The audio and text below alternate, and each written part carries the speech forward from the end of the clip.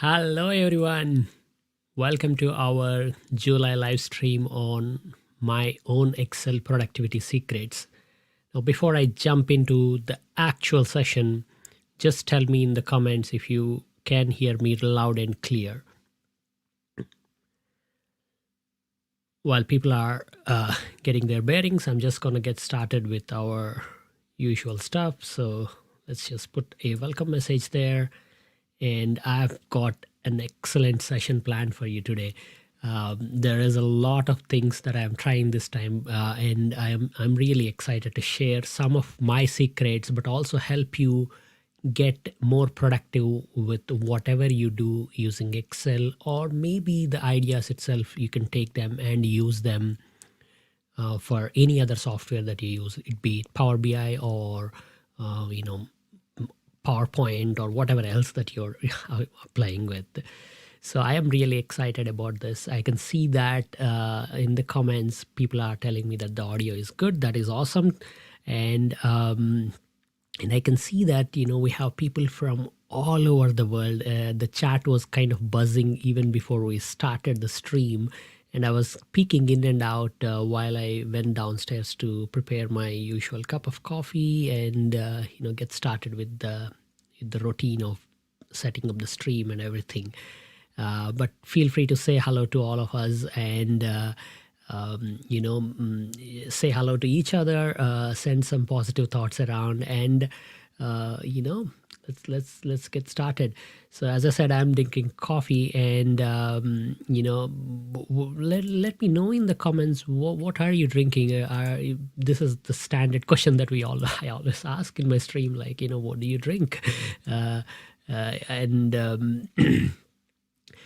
While you get that started, I can see that now people are pouring in, and what we will do is we will go through a bunch of different things today, because productivity is not really limited to a bunch of shortcuts or knowing this or that.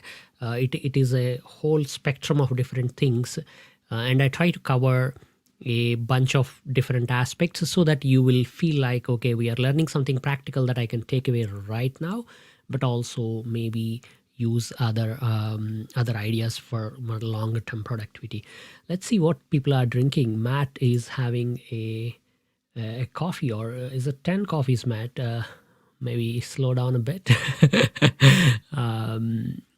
Nicholas is having Milo. Oh, wow. And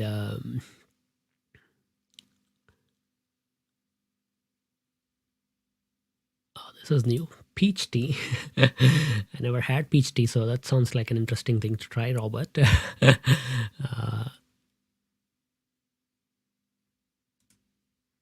And someone is having tea. Vihanga Sachin.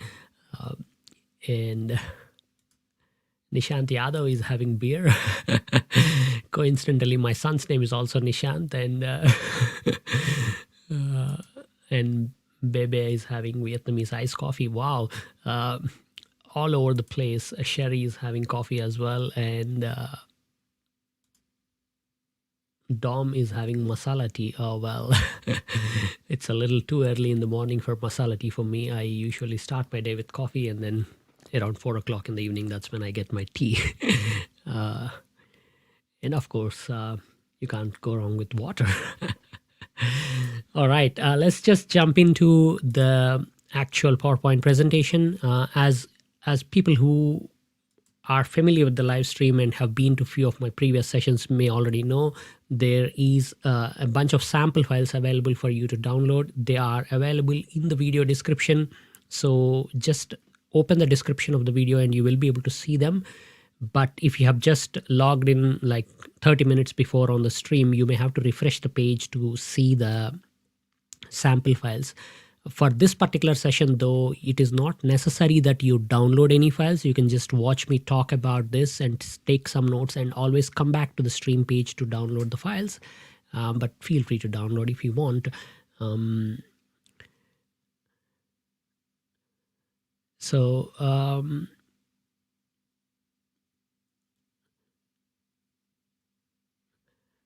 All right, I will get into the presentation now, and then I can come back to the comments. Please keep the conversation going, and I can see that there is a lot of beautiful messages coming in from all of you.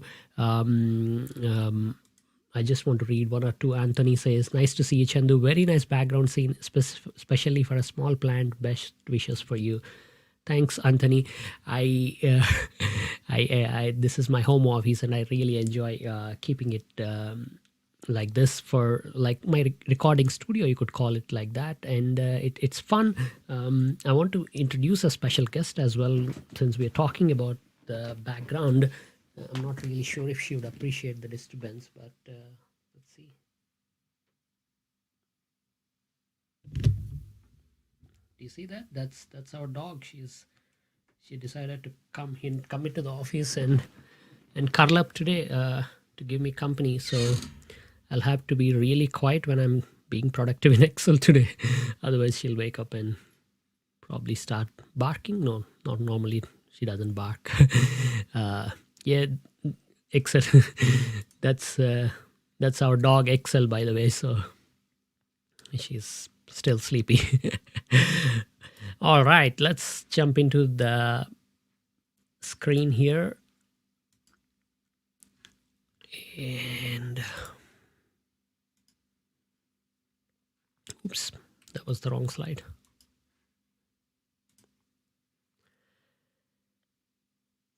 Okay, so the topic for today is Excel productivity, my top secrets revealed.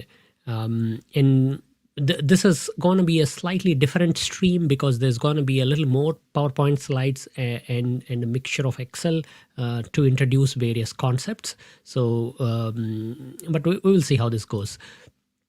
So the agenda for the day is I'm going to start with some shortcuts, because obviously when we talk about productivity in Excel, using Excel faster is the first thing that comes to mind. But the real productivity is obviously achieving greater things with Excel, right? It's not important whether you know like the 600 shortcuts that are in Excel or not. You should be able to achieve things in your work or in your life. So that's the real bit. But we'll start off with shortcuts, because without knowing how to get around in Excel, you will not be able to achieve much. So then I'm going to talk a little bit about the mindset that you need to be really good, really awesome. The mindset that I use, and that the mindset that really worked for me.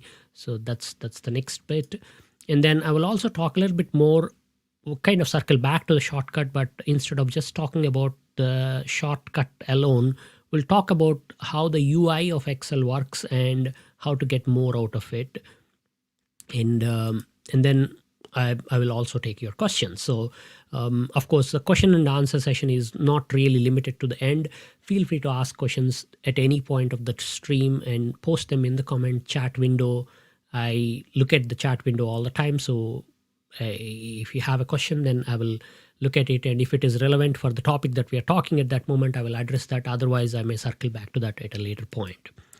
And as usual, before we begin, the three things that I want to highlight is the downloads, questions, and supers.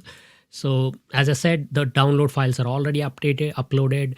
This stream has 3 download files, and I might actually add another file depending on how the stream goes, what questions we get later when the stream is finished. But right now there are 3 files that are already uploaded and linked in the video description.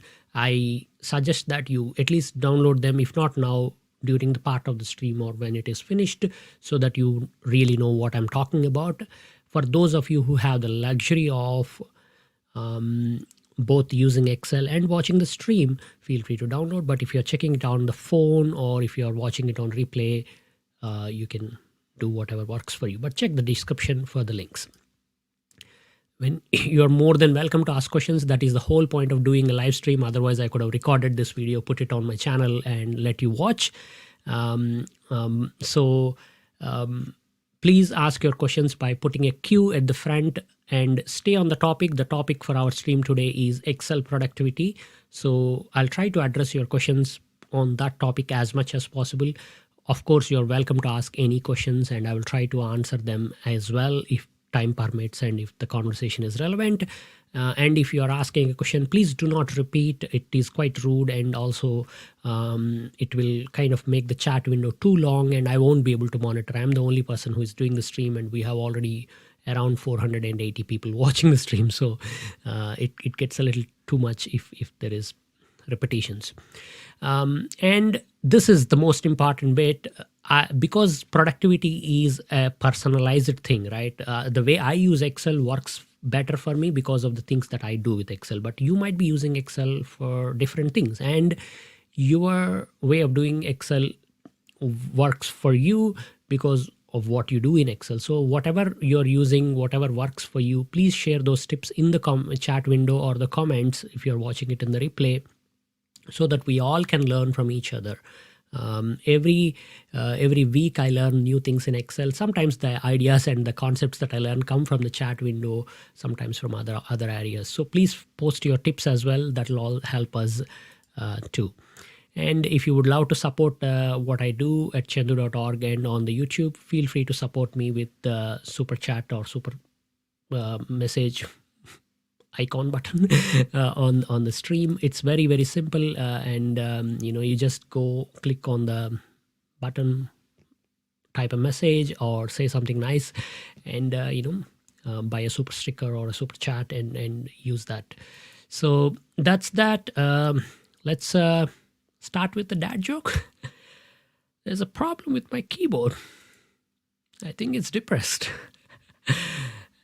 It's not that funny, but let's just jump in. So the first bit is the shortcuts. I will jump into the sample file. This is just a bunch of dummy data, and I'll show you some of the shortcuts that you need to get around. If you have been using Excel for quite a long time, you may already know some of those things, but feel free to watch that, because you will always be surprised. All right, let's just see what's happening in the chat window first, because there's been quite a few.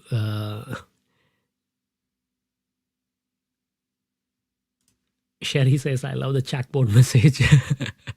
I wrote it last night.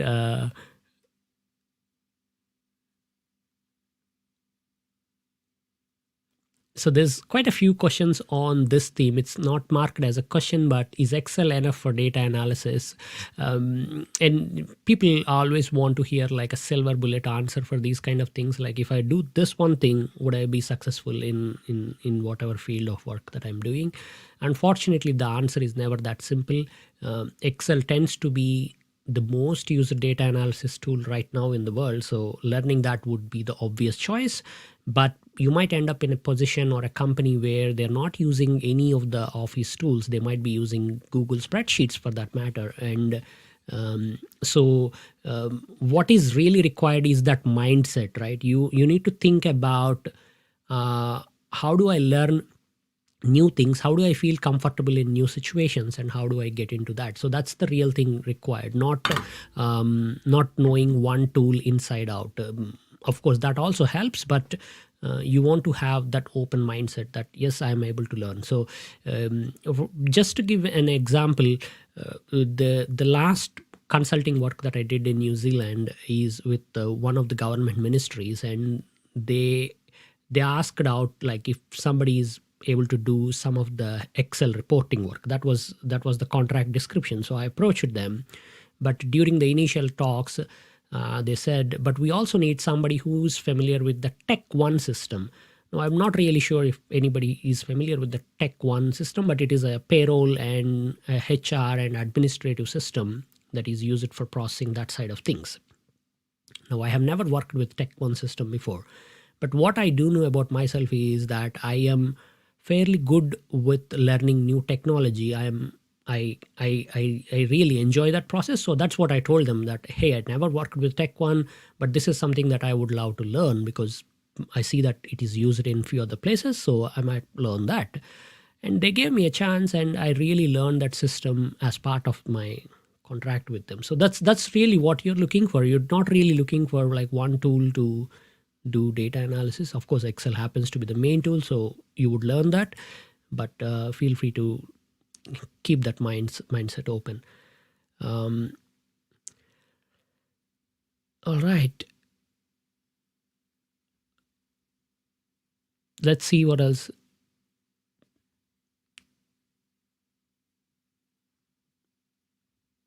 Okay, so that's that. Let's just jump in. There's few other comments, but I'll come back to these because so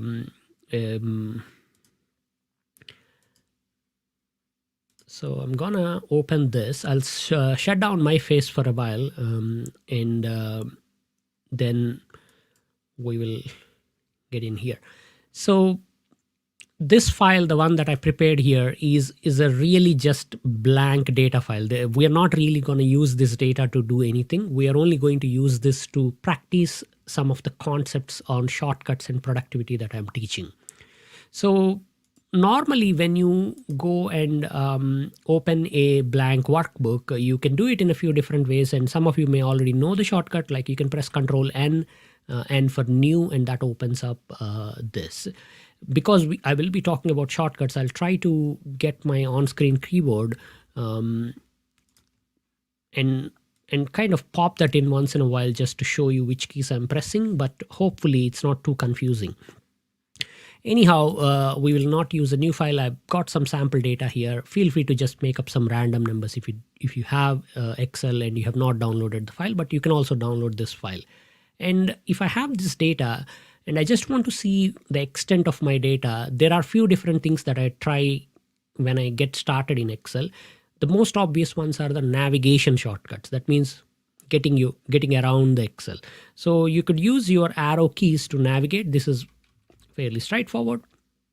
But you can also hold down the Control key and then navigate in the direction that you want. So for example, Control down will take me down all the way to the last cell of that sequence. So it took me all the way to this particular cell here. But if I let's say, for example, this one is blank, then control down will only take you up to Hussein Auger. It won't take you down because there's a blank cell. That's the control and the arrow keys. And if you hold down the shift, then you will select. These are I would consider these as like really basic shortcuts that most people who have been working within Excel for a while are familiar with. All right. There are some other things that I find really interesting within Excel. Again, this is depends on how you use Excel, and I don't really use this shortcut that much. But the shortcut is you can press either Home or End, and then follow that with the arrow key to indicate which direction you want to go. So, for example, I want to go here to the boxes from the salesperson. So if I press the End key and then press my right arrow, it will take me there because I'm telling that I want to go to that end. So I'll show you the sequence here with the on-screen keyboard. So I'll press my End key and then arrow key. I think this on-screen keyboard is not working. So for that, the reason why I don't use it, this particular sequence, simply because I got a smaller keyboard where the Home and End keys are not really on the keyboard. I have to hold on the function key to access them. So I find it too tedious. But if you have got like a separate number pad and the arrow keys, which is the traditional larger keyboard, then you could use that to also jump. So you can press Home or End and the arrow key in the direction you want to go. It'll take you to the last cell in that direction. All right, when you have data like this, one of the things that I also try to do is, instead of just reading it like that, especially because this data is the kind of data where there is a lot of information and I would be using this for data analysis, what I would normally do is I'll turn this into a table, and the shortcut for that is Control T. T for table. So you hold down any cell, it doesn't matter which cell you select, as long as they're all together, just select any cell, press Control T, opens this create table box, make sure you enable the header option if you have headers there, and click OK, and then a nice table comes up. The advantage of tables is it will let you work on the data as a whole rather than individual cells and columns. So we are no longer thinking at C11 or D15 like that. We are thinking about all of this data as one set that is together that has a bunch of columns and rows. And this is one of the important things when you're working with complex data sets and multiple stuff within Excel. You want to deal with things as whole rather than individual cells. That will liberate you from worrying about smaller things.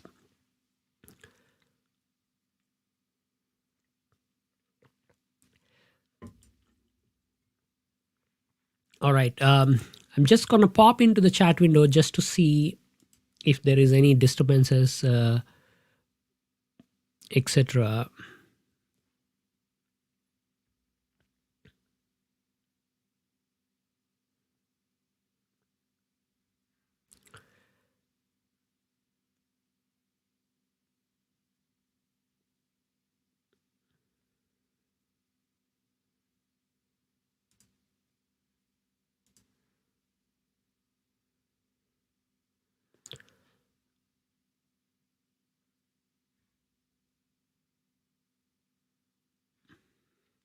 So some people are asking what happens if I press the end arrow, does it go all the way or skip the blanks, etc. You can try it. That's why I provided the file. Feel free to simulate what you're doing and then test it out. And if you find something interesting, post it in the comments.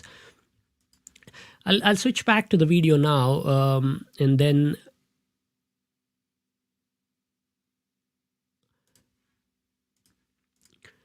okay, so that's the table one, right? We created a table, we set it up. Once we have the table, then we can deal with the data as a whole rather than individual set, that as I mentioned. And some of the first things that I do, especially if I'm starting a project or a workbook where the whole purpose is to analyze some data and produce some insights, which would be about 90% of the case for the work that most of us do, right? We get the data, we analyze it, and we produce something. So then I try to do a sense check of the data. First, understand what is going on there and is everything all right. So some of the common ways to do this are, you can, when you set it up as a table, automatically Excel adds these filters, so I can quickly use the filters to sense check. But if, let's just say, the filters are not on, you can enable them by pressing the Control Shift L. L is for list, so the shortcut is Control Shift L. Again, you don't have to remember any of these shortcuts. As part of the sample files, I provided this nice simple shortcuts poster. You can, again, this is there in the video description. Download it. It is a one-page shortcuts list that kind of shows everything that I'm covering in the shortcuts section of the video. All the shortcuts are there. You don't have to remember, but you want to really think about what I'm saying here. So then once the filters are there, I'll kind of quickly scan through the list to see what's going on and get a sense of what is the volume of the data. So for example, here we have 6 countries, but is there a blank country as well? What's going on?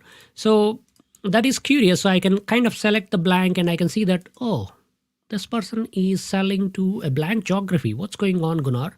So I can then go and investigate, and maybe it's wrong data or maybe something funny is happening there. Same with the salespersons. Again, I can see there's no blanks there like that.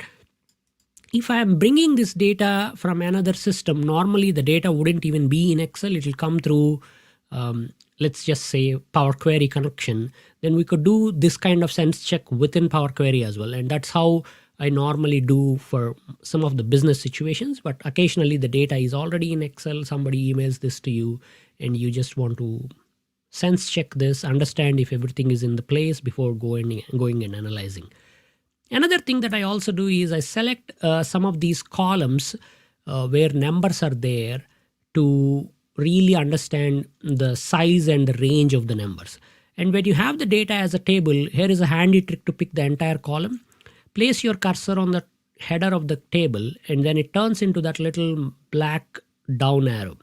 Okay, it might be hard to see on the screen because the mouse pointer doesn't really zoom, but that's the amount. So if I click when it is in the down arrow shape, it will select the entire column. And once it is selected, I can go to conditional formatting and I usually just do like a color scale or something. So for example, let's just go with this color scale. So red to white. White will be smaller values and red will be higher values. Now I see that there is a lot of white values alone, even though the numbers range all over the place. This is suspicious. So what's happening? And it's not easy for me to scroll through 1,000 rows at this level. So what I also do is, once I do this, I take my zoom and zoom it all the way down. And then at this level, if you go all the way down, then it doesn't really make sense. But at certain level,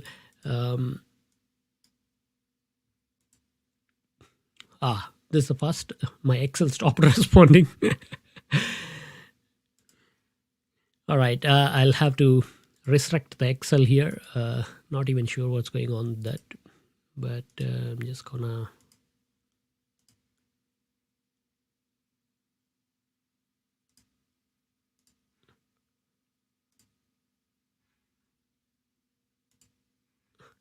All right, we're back. Apparently, zooming down takes way too much resources. Who'd know? Anyhow, when you zoom it down, it is still busy, but I can see that there is a cell that is too red. This indicates like an extreme outlier in the data, and this is what I'm really looking for. So that one is really high, and that's why the heat map was kind of skewed towards that. That was the only one that has too much red, and everything else is becoming white. And that looks a bit suspicious to me. So I'm just gonna go back and then see that is $49,923.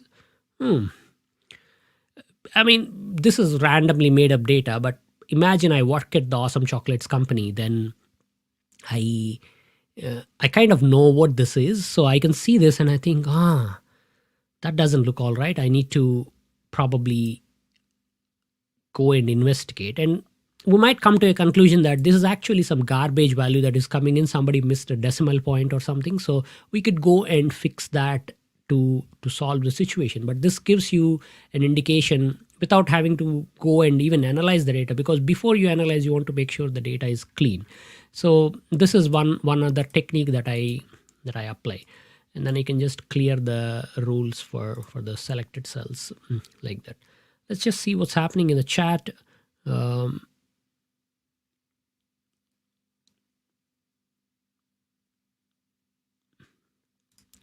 Siddharth asks a question with a super chat. Can you make a pivot and highlight the highest value in column wise, and it should change when the slicer value change?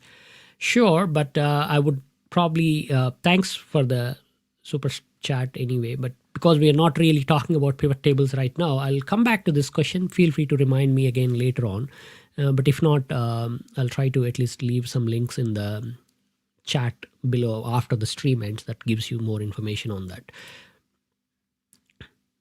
But again, some people have already answered, like you could use min and max for that.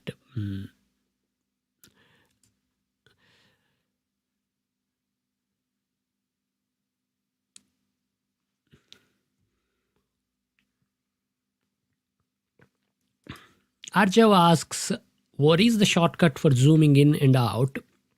This depends on, I think, a few different things, but I think if I hold down control and use the scroll wheel on my mouse, that kind of zooms down and up in the direction of the scroll, just like how it would work on the browser. But again, the actual thing might depend on how your mouse is configured and how your Excel might be configured, but that's how I've always done it. I don't use the zoom slider much, but it's handy to kind of step in and go. All right, more shortcuts. So we talked about table creation, we talked about navigating. Now let's talk a little bit about how to get and type data faster. Not that you would be doing a lot of typing in Excel, but whether you're typing a formula or creating values or whatever, we would be doing a lot of typing in Excel. So learning a little bit about that is also useful. Again, if possible, we don't want to type. So the easier shortcut is always copy paste. If the data is somewhere else, control C, control V. But let's just say you cannot copy paste, you must type things into Excel. Then you want to use some of the power features of Excel that let you do this typing tasks way faster than possible. So how do we type things faster? There are a couple of shortcuts that I use. Again, a lot depends on what is really what I'm doing. But let's just say I want these 10 cells or 11 cells or whatever to contain the same value. So then what I do is I select all the area, and then I just type the value in the first cell. So I'll say same value, and I want that to go into all of them, and then press control and enter, and it kind of puts the value into all the cells. So you just pre-select and then do it. The beauty of this is you can kind of select all over the place. I don't want to select anything next to the table. So like this, they are in different parts, and then put same value, control enter, goes there. Okay. You may not be super impressed at this point. You might think, okay, I could have copy pasted, I could have done something. But because the control enter concept is really just putting the value into multiple cells, I can take this and I can kind of use this to my advantage to type the same formula as well into multiple places. Okay, so that can change the game. Again, usually within spreadsheets, the data is more structured, so you're not really doing ad hoc things like this, but from time to time we may have to. So that is useful to learn, control enter. The next one is, let's say I have some value here and I want that value in the next cell that is immediately down, right? It could be a value, it could be a formula, whatever may be the case. Whatever is in the cell above, I want that here.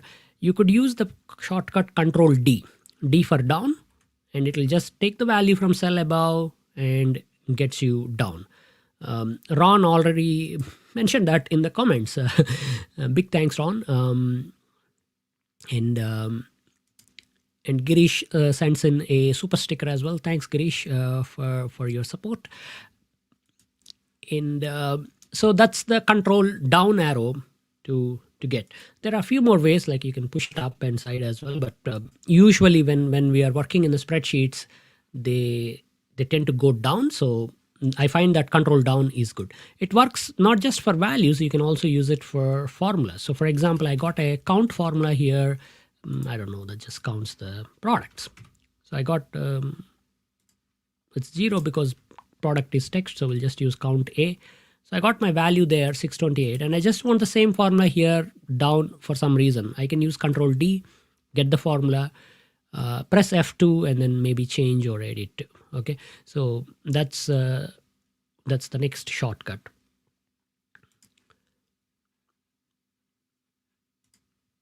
Okay, now I'll go to this other data tab and I'll show you a few more things here. Let's just, I got here my product names, and I want to, for example, just extract all the capital letters like MB, DB, AC, like that. Don't ask me why, but maybe imagine these are names, so you have to do it. So then we can extract kind of weird things based on a pattern like that using the flash fill feature of Excel. So what control D, control enter, they are doing is they're just filling based on what you already have. But if you have a pattern, then you could use this. So you will just type the first few values, MB, DB.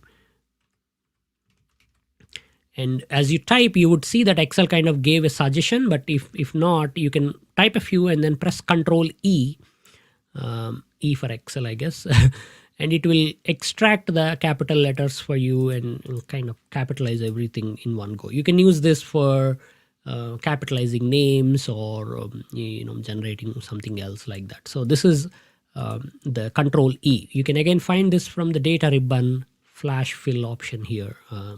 Okay. And it will show you this. The thing to keep in mind with flash fill is it's not a formula. So if your data changes, this output doesn't change. So you will have to go back and adjust it if needed. So that's the flash fill. But again, very useful to do certain things where there is a clear pattern and you want to just do it. Okay. Now I'll show you one more shortcut. This is again very handy when you want to fill a bunch of values down in a column or a row that you want. So for example, many of you already might know, like if I have 1, 2, 3 and I just want up to 10, I can type a bunch and then just select and drag down, and that works. This is fairly straightforward, but what people may not realize is it is actually pattern sensitive. So if I type 1 and 4 and then 7, so we are now skipping by 3, I can do it and it will follow that pattern for me, the 7 days pattern. Okay, let's just extend this a little more, and let's type today's date. So 31st of July. Don't worry, I'm in New Zealand, so we are in future already at the 31st of July, and I want to go to, I don't know, 5 days from now. So 4 August 2021. Okay, so we'll drag it like that. It'll follow the pattern for the dates as well. In needless to say, you can type a date and drag this down. It'll give you 1 day at a time, as you can see. But if you click on that little box, it'll give you a few more options. So for example, you can only fill the weekdays or months or years, etc. like that. So these are some more additional things that you could do. There is even more things that you could do with respect to data entry alone, but I think we kind of covered a good ground there. So I'll stop that and I'll see what if there is any questions. Otherwise, I'll go back. Okay, we'll go back to the table and look and make sense of the data. Remember, we had one of the employees selling to a blank geography.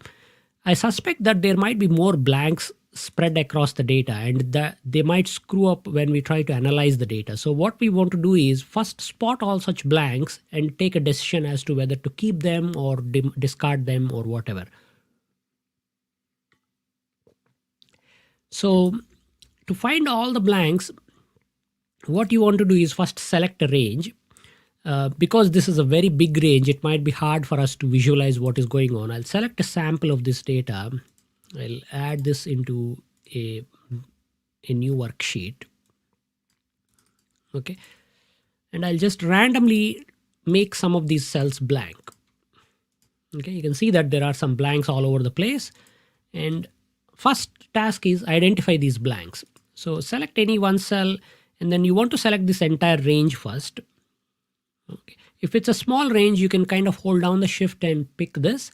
But if it's a big range or you don't really want to do it with mouse, you can select any one cell and then press Control A for all. That selects everything. There is another shortcut as well. You can also press Control Shift 8, which is nothing but Control star, asterisk key on your keyboard. Let's try our luck here. Control Shift star. So that's the keys that we are pressing to select this entire range. Once you pick that, then you want to just spot the blank cells alone. So we use the F5 key, function key 5. This opens the go to box. And from here, click on special. And you will be able to spot the blanks. So you can say special blanks and then click OK. What this does is it will go and identify all the blank cells and it will select them for you. You can see that they're all selected now. While keeping the selection, you could, for example, fill a color in there so that they're easy to spot, and maybe ask your team to work on why there are missing values. But normally if there is a blank value, then we find that they're not even useful for the data analysis work. So maybe we just want to delete that. So the alternative is, while keeping the selection, I can press Control and minus, so delete stuff, and then just select entire row option, click OK. All my blanks are gone. My data is clean. Even if the blanks are spread across multiple columns, it will just work beautifully. So this is another way in which, especially when I get data from unreliable sources, I try to do this step just to make sure that I'm only dealing with sensible data. There are more ways to clean up data, and I got a beautiful video on the channel. Some of you might have seen it, but if not, I'll put a link to that as well in the description later on, and do check it out. But I think that kind of nicely wraps up working with data, getting around in Excel. I'll stop the shortcuts section with one other shortcut, which is, because there are many shortcuts in Excel, it is hard to remember every little thing, and there is no point or no value in memorizing these shortcuts if you don't especially use them on day-to-day basis. But there is one shortcut that is very easy to remember, and you can easily kind of self-learn more shortcuts as you go. And that shortcut is this, Alt key. Now, because of my accent, some people find when I say Alt key, what is this ARD key? So that's the key. Hold down the Alt key, go to Excel, just hold it down briefly for a second. No, it's not on Excel. And Excel will show you shortcuts for every little thing on the menu. So it will say, if you now press N, you'll go to the insert ribbon. So N, and then once you get into that ribbon, it will show further shortcuts. It will say, oh, if you press V, I will insert a pivot table for you from this data. Beautiful, right? We don't have to use keyboard anymore, mouse anymore within keyboard, and I don't have to remember the shortcut. I can look at the screen. It teaches me what shortcut I need to press to navigate all the aspects of the spreadsheet. So it is a very powerful and beautiful idea that is easy to remember and use. The best part about this that I like is it works same way in Excel, Outlook, Word, PowerPoint, all the Office applications where you find the ribbon. So one shortcut that works across the spectrum. So it is very easy, and especially when I don't really use Outlook at home because I'm self-employed, right? So my email is on Gmail, and I just use Gmail, and I know Gmail shortcuts. But sometimes when I go to clients' places and work, they use Outlook, and so I'm forced to use Outlook, and I'm not familiar with Outlook that much. So then I go look for things, and I find that this shortcut is really easy for me to just get around and get what I want. We'll come back and talk about more shortcuts that will help you get more productive at a different level. But for now, I'll switch back to our presentation to talk about different type of productivity aspects. Let's just see what's going on in the chat. Arhan sends a super sticker. Thank you, Arhan. And Aman Kumar says, fill day or month is awesome. Yes, it is really awesome, isn't it? Like, there is actually an even awesome trick, which I'm a little shy to show, mainly because I have not really tested it many times, but I did learn that, and I thought, this is something that I need to teach people. So let's just say I want to put a start date, right? So we'll put this as 1 August 2021. Okay. And then somewhere down here, I want an end date that is, let's just say 31 October 2021. Right. So we got these dates. I want to fill these gap with the dates that are equally spaced. Now, normally we would have to calculate all such things and everything. But if you select these two dates and go to home, there is a shortcut for this as well, but it kind of gets tricky. So, and then home, fill, and I think let's just try with the series.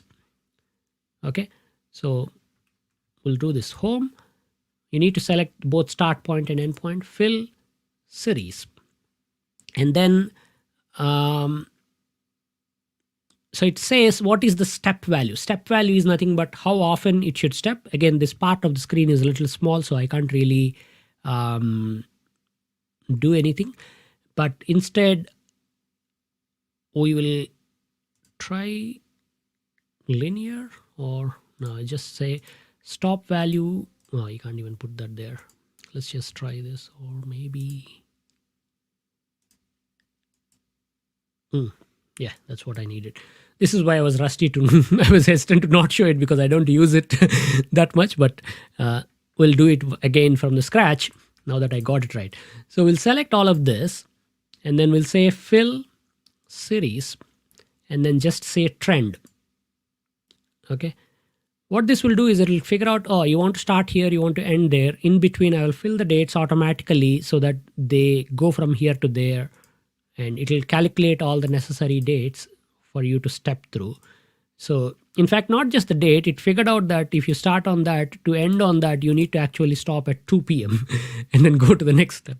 So slightly interesting thing. Again, you may never actually have a need for this, but if you do, you have a way of doing this in Excel. So that's that. Ian also sends a super sticker as well. Thanks, Ian. And this is Jagoda sends a super sticker as well. Thank you. And let's just see. There's a question here from Balu. When data is filtered and applied some formula in the filtered cells, use flash fill later. When I double click on the formula cells, applied formula is not showing. Please answer if you get my question. Not sure why the formulas would apply. The problem with this kind of thing is, this is also the reason why I say use tables as much as possible. Because tables ensure that any formula you type in a cell in a table column is equally applied across the table. So it is the same formula all the way through. So whether you filter or not, the formula is there. I'll show you what I mean by that. We'll insert. So we'll put a formula here. This formula is nothing but amount divided by boxes. So you see that I'm only typing the formula in the very first cell, but when I press enter, it uniformly applies the logic across the table. So, and then this works even when I filter for an individual product. So if I say 99 dark and then type my formula, which would be amount divided by boxes, it's applying, but it's not applying for these, it is applying for the entire table. This is what, as a data analyst, you want. You don't want repetitive work, you don't want errors. So this ensures that. Whereas if you have data like this, we haven't got headers here, so I'm just going to quickly grab these.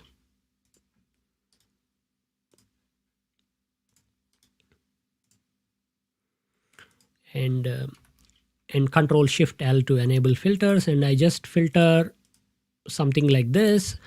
Now amount divided by boxes is E5 by G5. It's no longer @amount by @boxes. So you're technically writing a formula that goes into E5 and G5 and doing the division. So it only applies to that cell. And when you drag it down, you might think it is applying all the way to the data, but it's just applying from 5 to 7. So when you unfilter, you'll see that the other formula cells do not have formula. So you want to avoid these kind of things if possible. And if you're doing it on filtered cells, then you need to be mindful that you're applying formulas on filter cells. So that's that. Amol sends a super sticker as well. Thanks, Amol.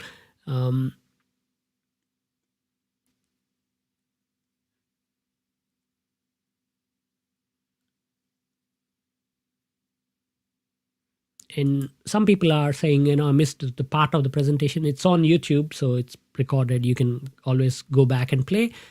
Follow from here on, and then you can always replay the rest of it.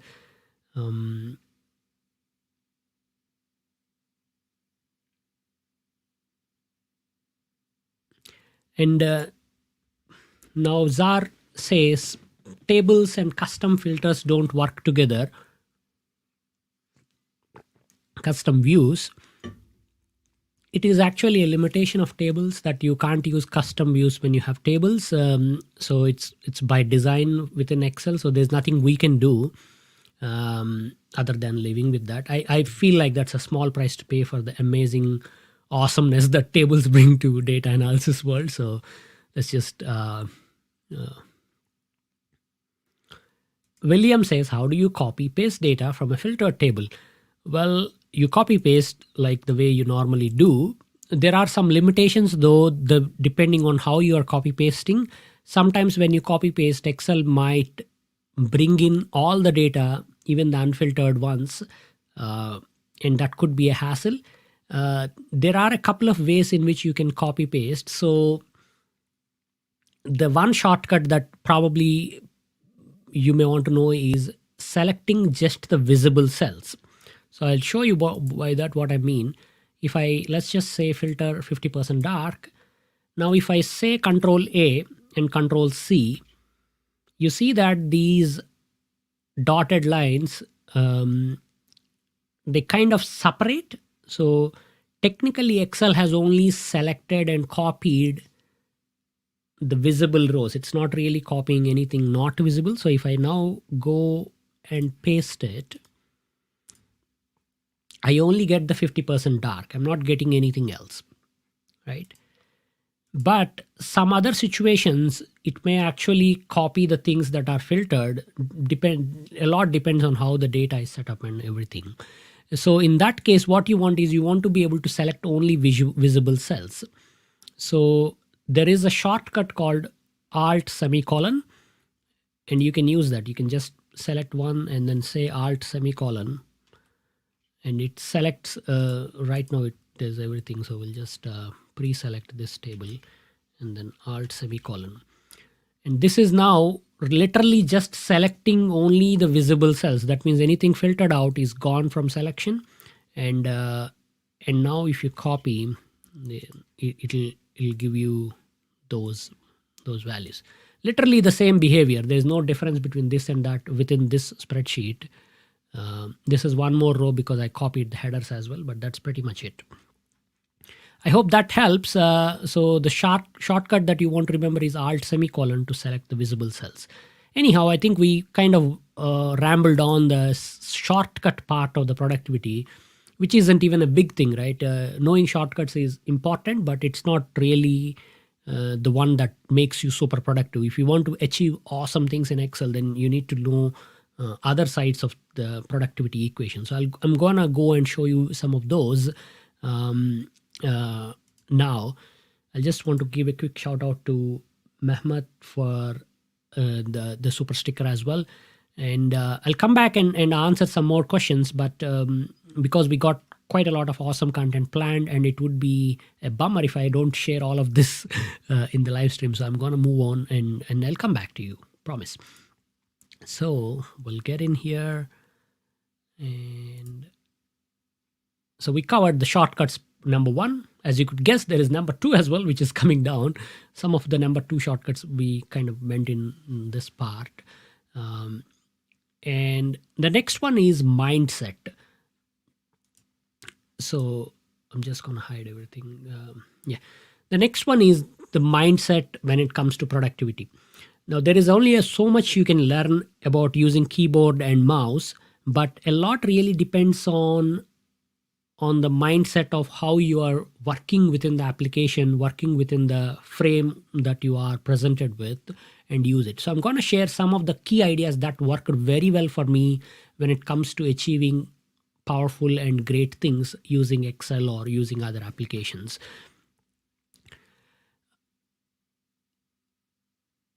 But first, what is this? You see this? I'm going to just show you. See this? My keyboard is leaking something. Don't worry, it's under control. That's just a joke. All right. The first concept is batching.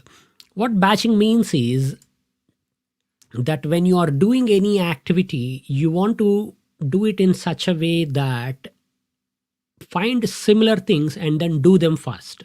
So it could be data analysis, it could be preparing some report, it could be making a complex model or whatever. Whichever may be the task, especially if the task spans like multiple days or a lot of different spreadsheets or big volume of work, you want to first identify the similar activities in that thing and then batch them together. This is a key concept within productivity, and I use this all the time, not just when I'm using Excel, but anything for that matter. Let's just take YouTube, where I make videos and produce content, or on my blog or my courses. I always do batching, wherein I create a bunch of videos. I then go and edit them in a batch, and then I go and schedule them in a batch. I go and publish them in a batch. So that's what you want to develop. So let's just apply this to Excel. Like, how do I batch? Let's say you have some data analysis and you want to produce a dashboard.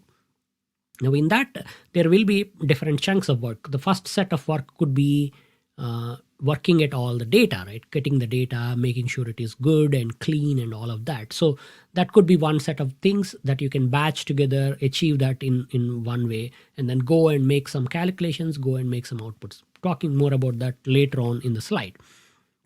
So that is the batching concept that you want to develop and use that.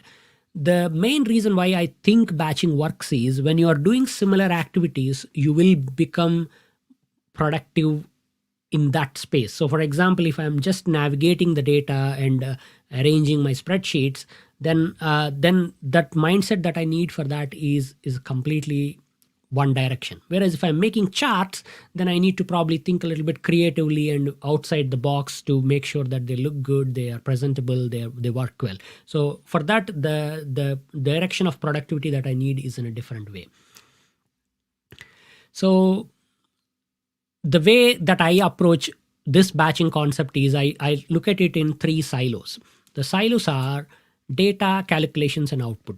Usually, especially within the world of data analysis, you can clearly spot these 3 buckets, right? You got data, where all the data related stuff happens. You got your calculations, where all the calculation stuff happens, and you got your outputs, where all the output stuff happens.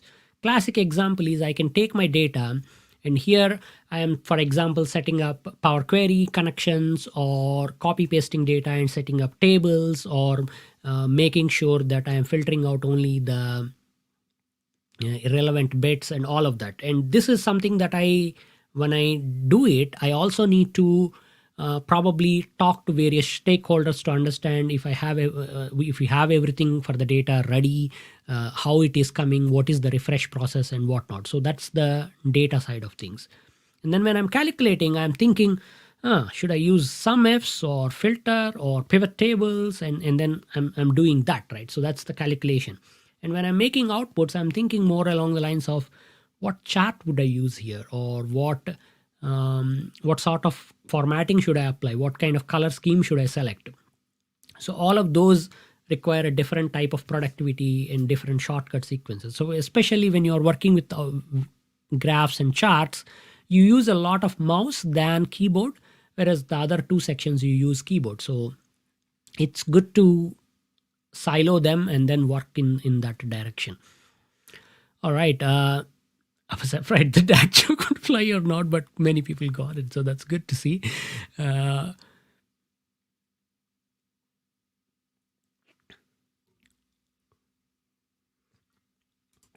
Excel work says batching. What put food on Chandu's table if someone thought it was Excel?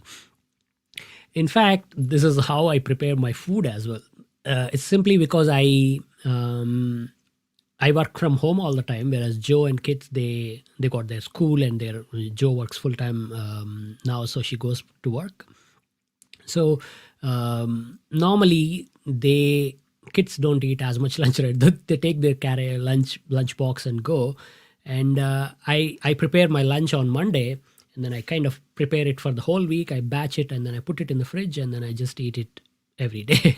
It is easy for me. Then I don't have to, because I'm working from home, I have to go downstairs at 11:30 or 12 to prepare lunch, and that kind of breaks the synchronous thing for me. Like I might be in the middle of a video recording or editing or whatever, so I just batch it, and then I don't have to think about my lunch for the week.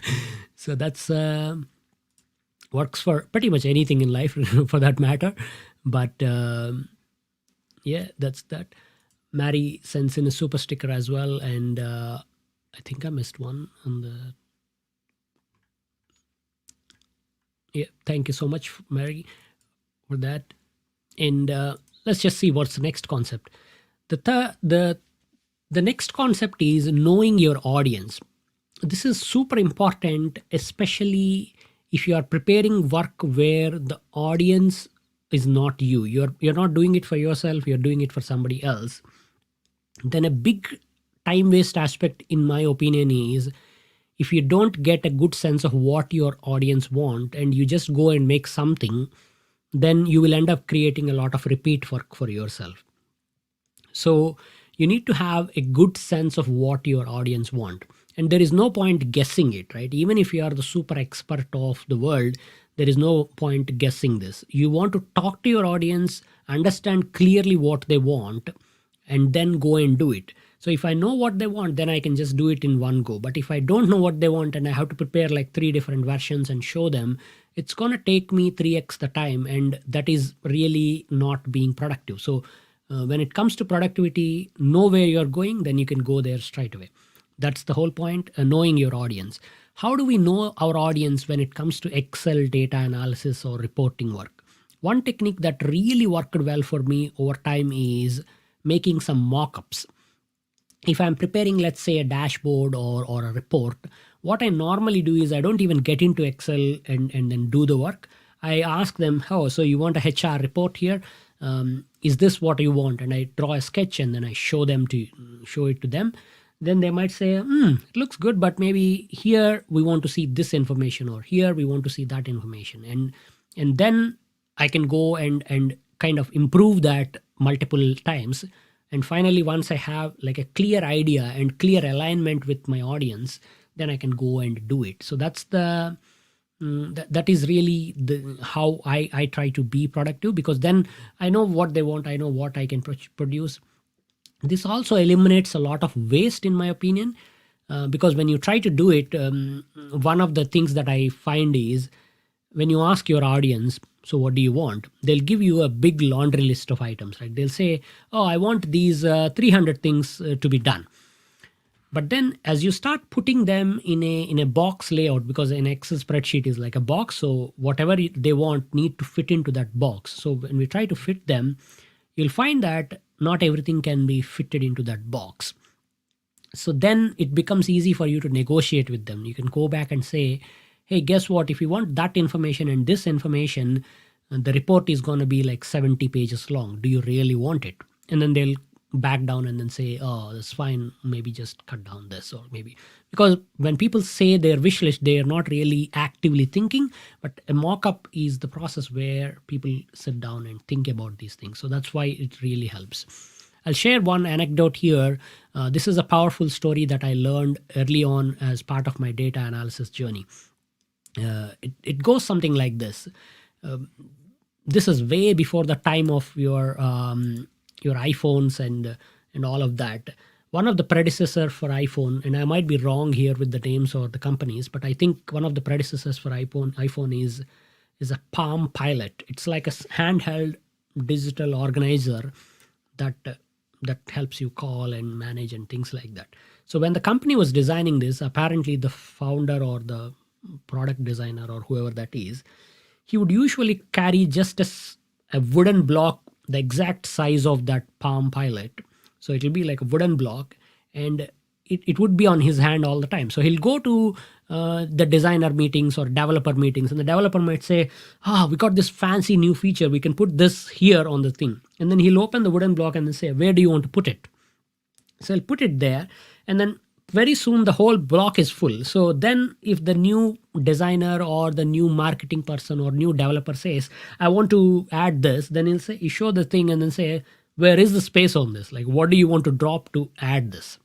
Right. So that's and that lesson stuck with me when I learned about it almost 15, 20 years ago now, because it is such a powerful lesson, right? It's a good metaphor. You're showing the space. You're saying, where do you want it? If you wanted this, then this needs to be gone. So that's and that helps you and your audience come in alignment and make sure that you are achieving something that is manageable and doable. So yeah, that's a little bit about the mock-up process. All right. Any thoughts, any questions? If you have some information or relevant experiences in that direction, please feel free to put them in the comments.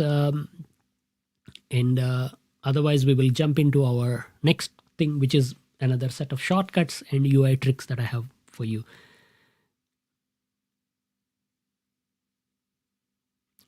I'm going to just read through some of these chats comments.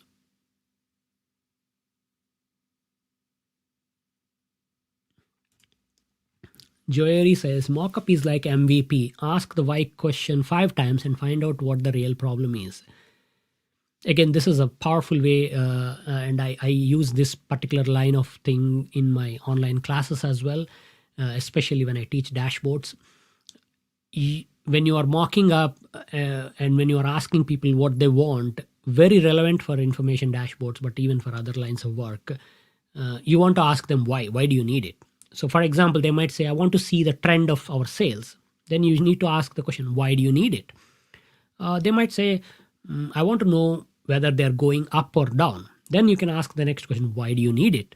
Oh, I just want to know if we are making profit or loss. Then you know, why do you need it? Because profit is good, but why do you need it? So you keep annoying them, not really annoying, but you interview them to get to the real need of information, because sometimes what people think they want and what they really need and what they actually want to see on the screen are like worlds apart. And when you get to the real why, then it will be easy for you to go in that direction and present the data.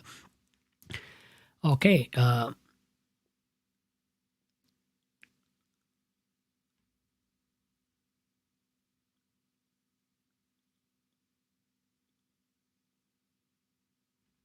Ron also shares an example like mindset, break the big original problem into smaller sub steps.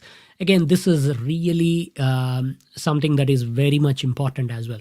Early on, when you are learning Excel, or even when you learn it at an advanced level, you might get into this trap that somehow writing a big complex formula or an array formula or a one line formula to solve a big complex problem is like the gold standard.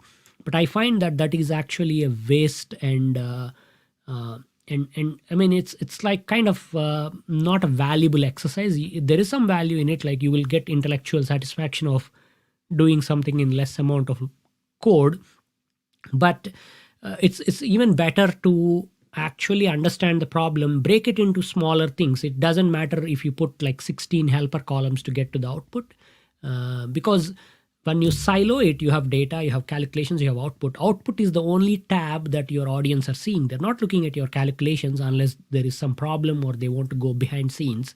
So nobody is judging you, and even if somebody is judging you, chances are they probably do not have the same level of Excel knowledge or expertise that you have. So there is no additional value in shrinking the formula unless you feel comfortable and you just naturally can do it. That's fine, but otherwise you should not strive for that. You should just go and break it down into smaller chunks. That will be very easy. You can also reuse the smaller chunks somewhere else for other parts of the work.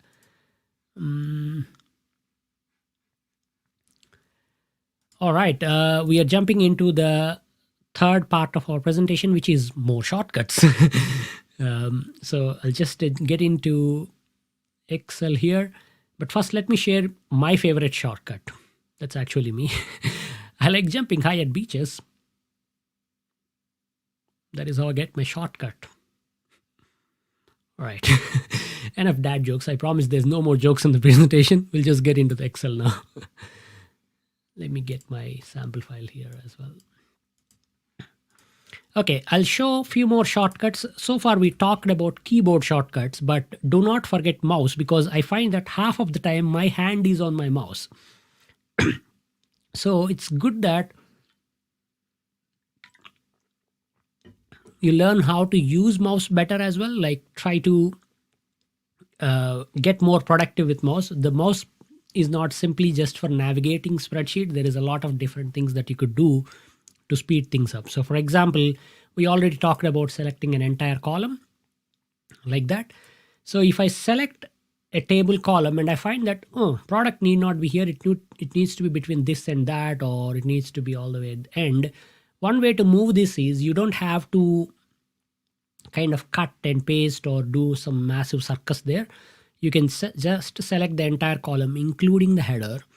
And then when you place your cursor on the edge of the box, it turns into a special symbol like this, this symbol here, the one with arrows, and then click and drag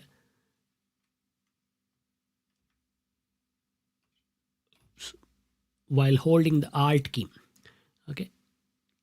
So this is what this will do is it will move the data. Okay. If you do it too much time, then Excel gets confused and no longer shows that. But let's try it again. So it will place the pointer there in the middle, and then once you find where it is, you just leave the cursor mouse button, and it'll move the column there and automatically readjust everything. So none of your formulas get messed up. The columns are just rearranged within the place. So this is way faster than that. Let's see some more mouse shortcuts. Let's say I got this data and I want a copy of this here right next. You can Control C, select there, and Control V. But using mouse, you can do it faster. Select all of your data, hold down Control, and place your cursor on the edge of the box. Hold down Control, place the edge of the box. It will show the cursor as mouse pointer and a plus symbol on the top. And then just click and drag. You can put it anywhere really, and you can get a copy. This particular aspect is called Control Drag, and it is a very simple shortcut to remember. Once you remember this, you can use it anywhere. I'll show it to you in Windows Explorer here. I got a file and I just want a copy of that file. Control Drag. It'll create a copy of the file, rename it, and then put it in the same folder. You can even move it around to another folder or another drive, and it works as well. So Control Drag is that. Let's just see.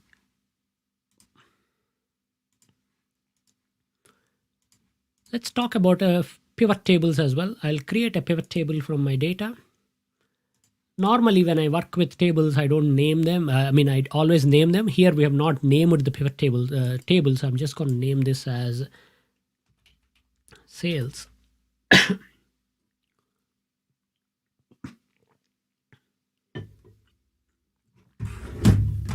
Sorry. My throat is already itching today, so I'm just going to get my hot water ready. And then let's just insert a pivot table from this data here. And for this pivot table, let's just build something random here. So I'm going to just say by salesperson geography. So we get some numbers. Just put amount there. So we get that. You've already seen some of the mouse shortcuts that I'm using. Again, I'm assuming some of you are familiar, but if not, if the row column width need to be automatically adjusted, you can just select both columns, place the cursor in the middle, double click. It'll automatically make the columns as wide as the data is so that you can see it. So once this pivot table is there, one of the time consuming aspects of working within pivot tables is formatting the data. So amount needs to be currency, and you normally go value field settings, number format, and do it from there. But you can also just right click and go to number format. The third option is really what that does, and I can just do it from there. It'll apply uniformly there. So that's the thing. And let's just say for this, I'm going to put a slicer on geography. So I'm looking at geography, this table. Now I want another pivot table just like this that is also linked to geography, but looks at number of customers by person or something like that. We could go and insert a new pivot table and go from scratch, but because we already have one pivot table set up, this is how you can speed up. You can just select your pivot table, copy, paste, and just change these things. I'm just gonna delete some of these rows. And now the slicer is linked to both of them. So if you click on the slicer, you can see that both of these numbers change. This is because we copied the pivot table. So this is a simple technique that I call as cloning the pivot table. So once you clone, all the connections to the slicers and everything is maintained. And this is very handy because when I make a dashboard or a report, normally there's like a bunch of pivot tables in the background, and they all need to have same behavior. So this is how I can speed up my pivot process. I don't have to go and create pivot tables, multiple pivot tables from scratch. I can do it once and then just do it like this. So that's that. Let's just talk a little bit about charting as well. For the purpose of charting, I'm just gonna take this data. Again, as I said, this is all random data, made up stuff, and so there is no value in actual numbers here. Let's just say this much, and we will insert a chart like this. Oops.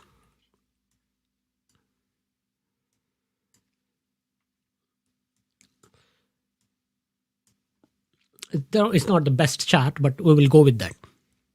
And then I realize, I don't want all of these things. I just want the data up to 50% dark by it's there. So we could kind of right click, go to select data and change the source data settings for the chart. But when you select the chart, it will also show these boxes saying where the data is coming from. And you can place your mouse pointer at the edge of the data and then just resize it. So for example, I can resize it like that. I could even add an extra column if I want, and that will automatically adjust the chart. So this is how you can quickly change.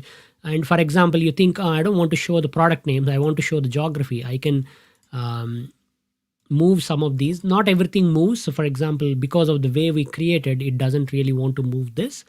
But if you create this and that first, then it will move the axis values as well. So that's that. Then suddenly I realize, I want to show the customer information as well in the chart, or maybe the box information. What we could do is we can select the boxes, Control C, copy the box values, select the chart, Control V, paste it. So you can add additional data to the chart by copy pasting as well.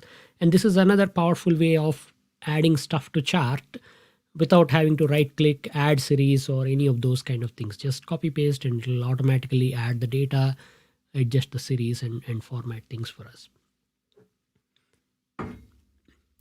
I just want to give a shout out to some of these super chat stickers.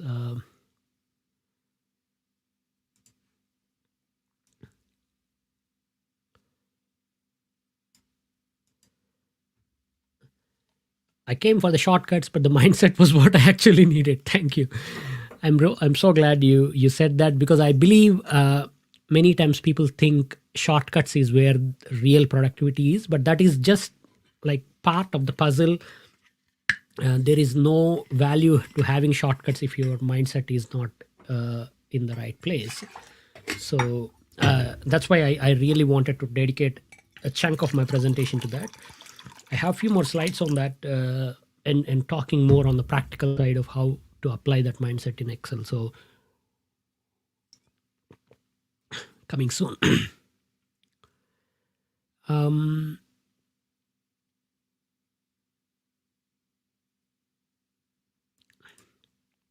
Tom shares an excellent shortcut, which is I created a macro that simply converts a number to currency and then moves the decimal over, reduced a handful of clicks down to 1. Yeah, this is something that I find is like a really pointed macro that can also automate some of the work for you. The reason why I'm not talking specifically about macros in this live stream is, for one, there is compatibility issues, like if you want to share your files or something, sometimes not everything that you do will work on other computers.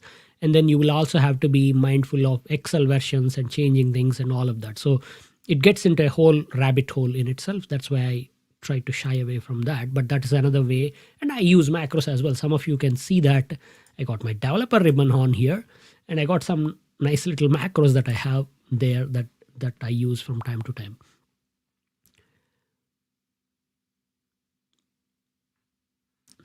All right. There is some more questions, but I will address them later on. And let's just see what other chart. Okay. We'll undo the step on this chart, and I'm gonna move this chart down. When you are moving charts, one shortcut that I find working very well is holding down the Alt key. Again, the key is Alt. So if you hold down the Alt key while you move the chart, so hold down the Alt key and then you use your mouse to move, it will automatically snap to the grid. You can see that it doesn't really want to be anywhere else. It wants to be adjusted to a cell boundary. This is a great way to ensure that your design is properly aligned and everything looks consistent. So not just moving, even when you are resizing, if you hold down the Alt key, it will automatically snap to the cell grids like that. But because I work with charts quite often, especially when making dashboards and reports, I also use the format options quite a bit, and there is a whole bunch of alignment tools that I use to work on these. So I'll talk about them briefly now. Let's just first make this chart a little pretty. So I'm just gonna select the series. I want to open the format options. The shortcut for that is Control-1.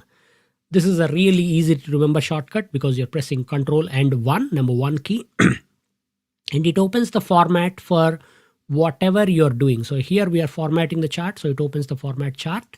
But if I select the cell and press Control-1, it opens the format cell option. So whatever formatting you're doing, whatever object you have, it will open the format for them. So it's a universal shortcut. So we'll select this, Control-1. I'll just set the gap width to 25%. We'll take this guy, move it here, make it bold. And these things, just adjust the color. I don't really like these kind of rotated things, but for now we'll just live with that. And this is just to show you something else altogether. So I'm going to fill up some background color as well. So we made one chart the way we want. And now let's just select this much and insert another chart. So we got the second chart. Again, using that Alt key, I can kind of size these things up. Everything is super zoomed out. This is simply because my screen is really magnified so that you can all read it properly. But normally I don't work at 190% zoom. So we got the other chart. Now I realize, I want this to look exactly like that, but for that data. Do I need to repeat all the steps? Well, you don't have to. You can use the format painter, but this doesn't really work for the chart. So what you want to do is select the first chart, Control-C, copy it, select the second chart, and then press Alt-E-S. Okay, let's try this with the keyboard here, Alt-E, and then let go of E key, and then press S. Okay, this opens up this hidden dialog box called Paste Special. This is only for charts. Okay, and from here, what we want is we just want to paste the formatting of chart 1 to chart 2. It'll copy the formatting. Funnily, it didn't copy the plot area background, so I'm just gonna set that to no fill. And then now both of these charts look the same except for different data. A very, very powerful feature that that works beautifully when you are setting up things like this. Thanks to Mr. Enball for a super chat as well. And Lori says, my quart is loaded with little macros to make my life easier. That's an awesome way to use quart. Think and act wisely says, love your work, brother. Thanks. Thank you for that. So that is that. William also sends a super sticker as well. Thanks, William. And then Barani says, oh my God, you saved me hours of work with paste formatting. You're welcome. Thank you so much. Enjoy your day. That's the whole point, right? You want to be productive. So I use this trick, especially the chart formatting one, quite so much when I do my work. But the real trick is, first you want to get the first chart correct, right? You don't want to do this step like 16 times, even though it saves you time. So get it right and then place it in the output worksheet, make sure that it looks good and everything, and then just boom, do it for all the sheets and all the charts and it gets done. This is also the reason why I mentioned batching early on. You don't want to be bogged down by these kind of minute details when you're designing them. You just design them, make sure that they show the right data and everything works.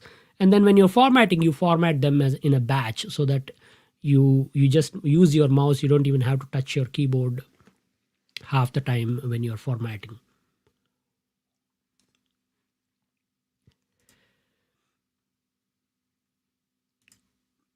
Cherian asks, what version of Excel are you using? I'm using Excel 365 here, but most of what I've shown and pretty much all the shortcuts, they should work in Excel, any version pretty much. Even the format painter with charts, it kind of should work from all the way back in 2003, I guess. So yeah. Okay, Okay, I'll show you one more shortcut and then we'll jump back into the presentation because we are nearly at an hour and 25, so that's pretty good.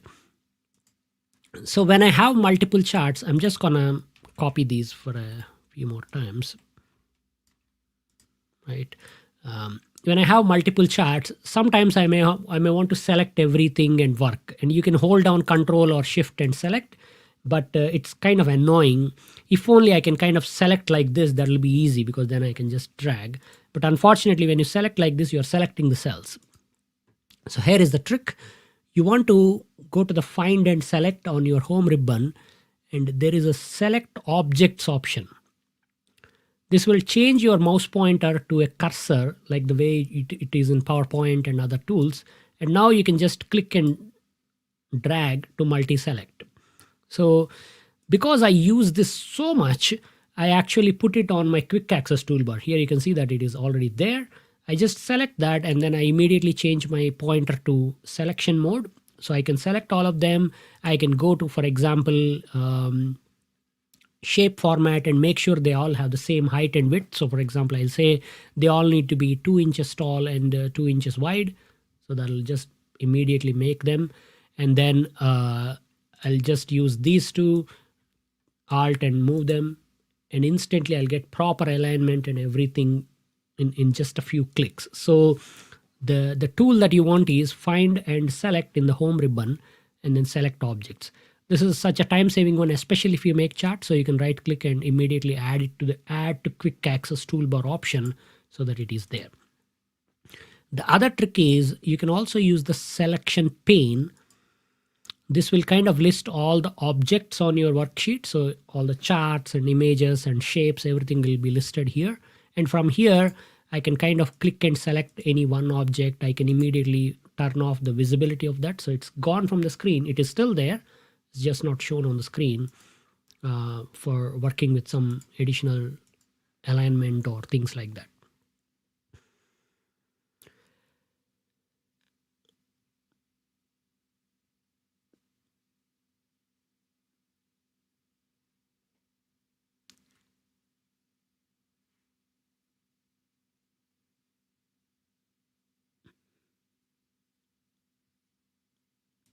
So Divya says, I am having Excel 2007. So is it advisable to upgrade to 365?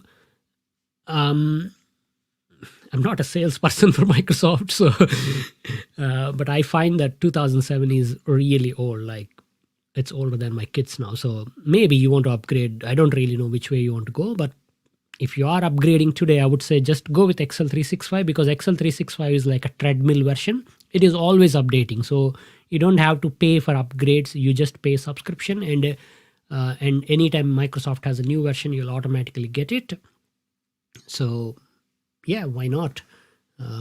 It probably gives you more features, especially if you do a lot of work in Excel and you make your living out of that. Okay, so that's the shortcuts number 2. I kind of made like this notepad run sheet to make sure that I'm not really missing out on anything. I did miss some of the things. So for example, this is one productivity trick that I'm using quite often. If you go to open, or you might start seeing my personal files now, but I use the pinned files option. So I can take any one of these files and I can pin it and it'll always be there, irrespective of how old or how often I use it. And the other thing that I use is, because I provide a lot of files for sample downloads for my audience, I want all of them to have same consistent formatting. So I got my file template here called file download. When I click that, I'll get this nice little template with my logo, title, and one tab, so no three tabs, and the grid lines are turned off, so I can just set up the file without wasting the time. So these are some of the things that work for me. You probably don't need it, and if you don't share files or you don't have to follow consistent formatting. All right, so that's a little bit about the shortcuts. I'll go back to presentation now, and then let's just talk a little bit about the tools that you need to be familiar with if you want to be more productive in Excel. Tools as in like specific concepts and ideas. I'm not going to cover those concepts. I'm just going to mention them and leave the pointers or the direction in which you need to go if you want to learn them. And then you can go and learn that. So that's that. Let me just see if there is any questions or any interesting messages there. William asks, is there an easy way to convert range table to range?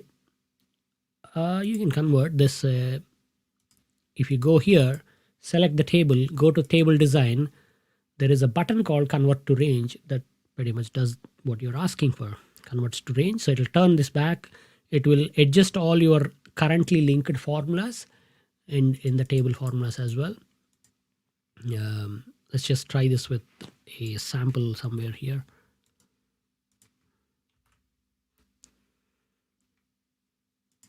This will just delete that and Control T. And then we'll put this formula as amount by boxes. So this is my new table. If I convert this to range, it gets converted. You can see that these formulas are now referring to individual cells. I'm not really sure why you want to do that. Tables are more awesome than ranges, but maybe you need to.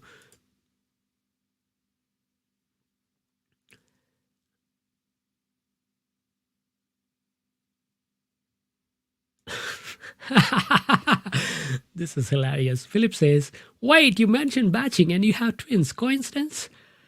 Ah, if only producing twins was so easy. But I guess it's kind of like, maybe, yeah, you never know. What, in a way, I find it like it works with kids as well. So sure, why the heck not?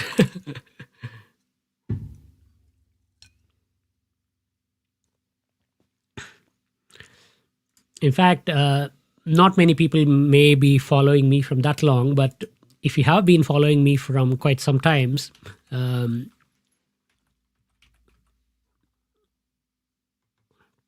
I got my twins, they were born on September 24th of 2009, 25th of September. This is the article that I wrote. Twins, clones, and duplicates. 6 Excel shortcuts for an excited dad. This post really talks about how to make copies. Essentially a twin in Excel. So feel free to read that. But I digress. We'll go back to the presentation here. Let's quickly talk about some of the tools and concepts that you need to be familiar with when you want to use Excel faster. There's a whole bunch of features in Excel. So if you are learning Excel and trying to think that, okay, today I'm going to learn home ribbon, tomorrow I'm going to learn insert ribbon. That's not how you want to do it. You really want to do it based on your job and your functionality. So you want to think about the set of activities that you need to do and what tools will help you. So I find that the common spectrum is this, that is, as a data analyst or data analysis professional, you want to work with data, make some calculations and produce some output. So again, works with our batching idea. So we'll see what is good for data. When it comes to data analysis, data preparation, data related stuff, these are the 3 features that you want to capitalize on.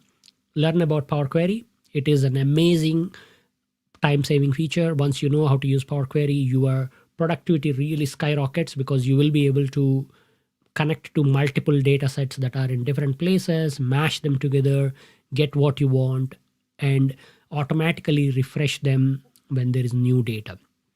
I'm not going to talk about Power Query in this video, like explain how it is done, but I got a detailed 1.5 hour video on Power Query. It's not a live stream. It is actual planned video that I recorded and put on my channel.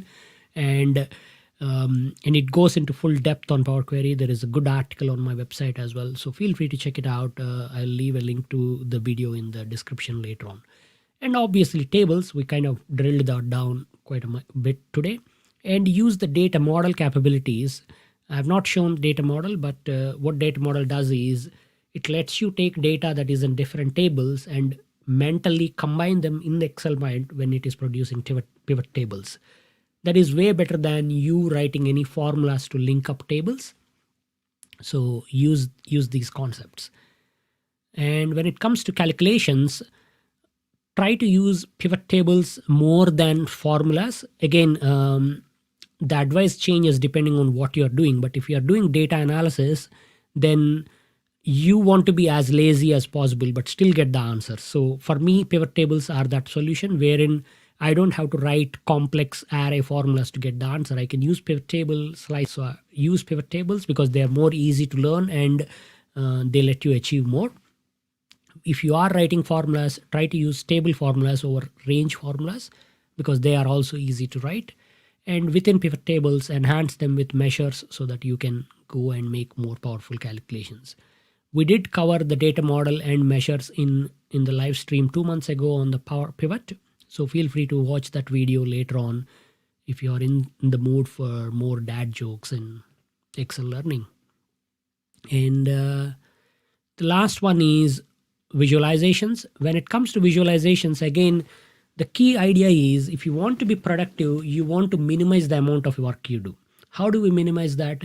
If we can do it in simple ways, like if I can make a simple chart, it only takes less time for me to make, and it will take less time for my audience to read, and everybody is happy. So the advice that I have is focus on simple things like use Spark lines, easy charts. Where possible, use a table instead of a chart. A table means like a tabular style of representing data because they are easy to read and easy to present, easy to format. Use conditional formatting to bring in insight and stick to easy charts. So that's why I put the second item and the fifth item as well. Same bar and line charts. Don't go with complex charts that require like hours of formatting and fine tuning unless that is your line of work. And most importantly, focus on the story. What is it that you want to communicate? And this kind of goes back to our concept of audience first and mocking up. So if I put my audience at the first, then I know what they want. I can then present that story, and whatever that story is, that is the visual will be aligned to that. So that's the whole messaging on the outputs and visuals. And there's more finer techniques, but if your job is to make simple charts, then you can get it done faster. And then as a data analyst, your job becomes, how do I convince my audience that they are the good ones? You don't have to convince. This is simply because when I see a simple chart as an audience, I can read it, I get it immediately. If I'm showing a very complex chart, everybody's time is wasted. So they are also not being productive in making the decision. So that's the important bit there. And Tom says visuals pivot with slicers. Yes, obviously, I didn't mention that, but you want to also make it more playable and personable. That is where the slicers and having a little bit of interactivity comes in, because then you're not assuming everything. Your audience will ask questions, your visuals will give the output. You don't have to make 20 charts. You make one chart, one slicer, they talk to it, they get the answers.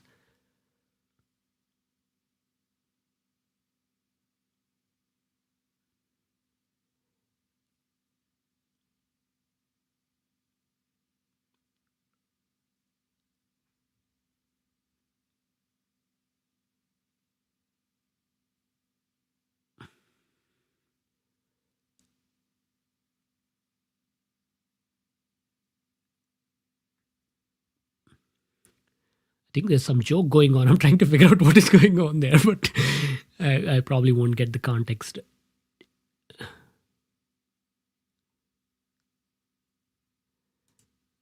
That's a personal question. Daksh asks, when did you move to where you are? Did you always enjoy manipulating data and stuff like this? I assume you're asking more like, when did you move into where I am in my profession? If so, this is I didn't really start out as a data person. I started out as a software developer, but after I finished my MBA, I started working as a business analyst, and one thing led to another, and I was just using Excel and PowerPoint all the time. And I figured, oh, I enjoy this. I might as well start talking about it. And when I started talking, people were enjoying it. So I just continued doing that. And yeah, that's pretty much it. But if you're talking more like when did I move to New Zealand, it happened 5 years ago.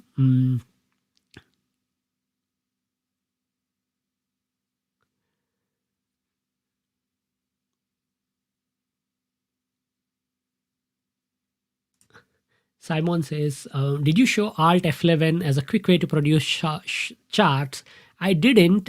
This is, I mean, this is a shortcut that many people use, and they tell me all the time that Alt F11 is the shortcut for making charts. It's just so happens that I don't really kind of make the default chart all the time. So for me, I try to just go and click on insert chart, and I make my decisions there, and I try to do it from there on. But that's a good shortcut. So if you are learning shortcuts, feel free to remember that and use it. If you program a macro to do something common like number formatting currency without decimals, you cannot undo. Is there a way to keep previous actions undoable without macro undo block? Unfortunately, no. What you could probably do is, this gets a bit too technical, so I don't want to kind of, but let's just say this. So what you can do is, you obviously store these kind of macros in a personal macro workbook. And the personal macro workbook also has a personal macro spreadsheets, right? So you could set up an area in your personal macro spreadsheet where cell A1 will contain the previous format. So for example, you could have like set format, restore format as two macros. When you click on set format, it will do your currency formatting. But before it does that, it copies the format string of the active cell or selection to the A1 of my personal macro file. So it takes back into personal macro file and stores the string there. And when you restore, it simply restores. So you could kind of fake the undo action like that. But I'm not really sure. That sounds like too much hassle for me. Like, it's just a couple of clicks, right? That if I have to undo, I can always undo by restoring the format, I guess.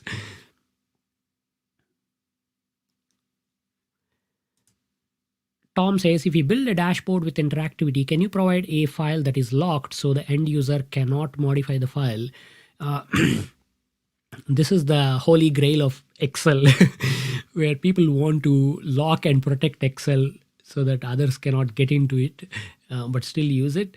Unfortunately, Excel is not built like a vault. It is built like a sandbox where people are welcome. They can come in, they can play. So while you can try a lot of different protection things in Excel, not everything is foolproof, and many times it's very easy for your audience to just Google unlock Excel without password and then just get some website where they upload the file and it unlocks or whatever. So it's never really that simple. If you really want that kind of a thing where your audience should interact, they can enjoy the things, but they should not be able to get back to the data, then Power BI is the way to go. Just set it up on Power BI and use Power BI to share the insights. Obviously, you want to do something like this because you're worried about the security and privacy of the data, then Power BI should be your first point of contact. Mohit says, what online certification courses would you suggest for someone starting data analytics? I'm not I mean, again, this kind of goes a little controversial, and but I don't think the certifications are at the level where the real world data analytics, at least the ones that I have found so far, they seem to be more focused on the theoretical aspect and screen aspect rather than the actual real life situations, because it's very hard to judge how well you can analyze the data in a universal manner. Like, there's no one way of analyzing data, there's multiple ways, right? So what you may want to focus is get a course that is covering a good length of, let's just say, Excel, how to use Excel for data analysis. Again, I don't mean this live stream to be like a plug to some of the courses that I do, but if you want, you can consider the Excel School program, which is essentially that course where I built this course to teach people how to use Excel to do data analysis and dashboard reporting. So check it out. It is certified, but it's not like international certification or anything. I give the certificate, and you can always tell people you did the course from me. And people have done this course, like thousands of people have finished this course online so far, and many people tell me it worked wonders for them. So feel free to join that, but you don't have to pay and join anything. You can learn from YouTube, you can get a book, you can read, and you can enjoy and learn. All right. Sherry has a question. I have a fixed complex template spreadsheet where a user broke it 11 times already. I finally locked it down, and after testing all my complex macros, it still properly worked. Yeah, this is what I mentioned. Like when you are trying to build something protected, you will have to build it for the lowest common denominator, like somebody who can be really determined to break it, and then see if that won't break. So that's the audience that you're building for, and that can be tricky, but you could get lucky like Sherry here.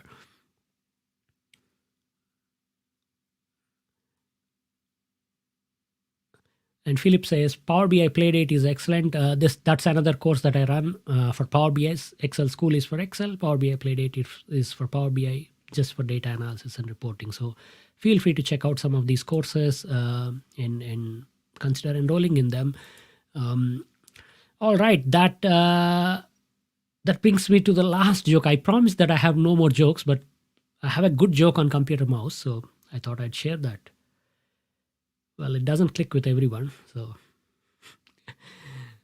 that's it. I think that's the end of the presentation. I'll stick around now for some more time just answering questions, so feel free to post your questions in the comments window. If you enjoyed the session, let me know how it went, and yeah, or just say hello. Whatever you want, you can do. I'll be here for some more time. I'm also going to share some general news now. I hope all of you had a lovely July. I thought this is what I should have started my stream with, but we are now a little late into that, so I might just say that I had a very good July, and I hope all of you had a lovely month as well. And this is really good for me to wrap up the month on the live stream. July is when usually kids have their school term break in New Zealand, so the classes have classes for 10 weeks and then 2 weeks break. So we have usually one break in the April, May time, March time, and then another one in July. So this month the kids were home for 2 weeks, and we all had fun. Like I played Fortnite with my kids. This computer that I'm using here, it's built for video production, so obviously it is also good for gaming. So I like to play Fortnite once in a while, and my kids play downstairs, so we all team up and enjoy that, and it was really fun. And finally, they're back to school, and yeah, I'm back to full-time work. And I got an exciting month of August planned, wherein obviously we'll do a live stream at the end of the month, but I might actually do a surprise live stream halfway through August. This is just to celebrate 100,000 subscribers milestone that we crossed a while ago. And obviously, as you can guess, YouTube sends the play button. So I thought, we could do like a unboxing as well as a personal Q&A or a Q&A session. So I'll post more details in the community page, and feel free to join me. It won't be at this time though. It will probably be a few hours later in the day, simply because I'm too lazy and I couldn't really get up very early twice in a month. Once a month is my limit. So, but yeah, I'll try to make it a friendly time for some, if not all, of our audience. So Dr. Ahmad says, if you could share your presentation with us. I don't think I can share my slides. It's not because there's some proprietary confidential information or anything, or you'll steal my dad jokes. It's simply because there's really nothing in the presentation, right? It's just a bunch of words. There is nothing of value here that that you won't be able to get by either watching the YouTube video again or referring to the files that I have provided. I will, of course, save this file, not that anybody will find it useful, and put a link to this file as well. It's the blank data practice file, but updated after the stream. So feel free to refer to that if you want. But yeah. Nirmal says, lots of love, Chandu. Thank you, Nirmal. Love you as well. And Suman Boy says, you awake full night? Unfortunately not. I do look a little bit sleepy though, isn't it? As if I'm not having a good night's sleep. This is simply because I go to gym on Monday, Wednesday, and Friday. So Friday is my workout day, and today is Saturday in New Zealand. So yesterday I had a little bit of heavy workout, and then I had a longer walk in the evening as well. So I was really too tired, and I didn't get my enough 8-9 hours of sleep. So that's why I look a little bit groggy. But no, I slept. I slept for 5 hours.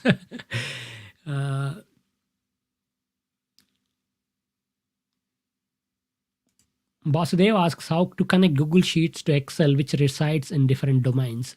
I am not an expert or even a regular user of Google Sheets, so I cannot tell you for the specifics, but I do know this is possible. This is because Google Sheets also has an API and maybe some other way to make the data available online.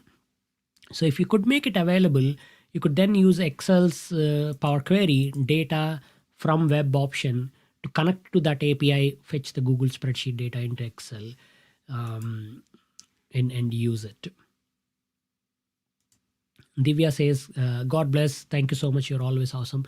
Thank you so much, Divya. You're also awesome. Not just you, all of you who tuned in and took time to learn and be productive in your line of work. So that is really an awesome thing to do. And thank you so much for being there. Tony Murray says, thanks for everything, Chandu. Have a wonderful weekend.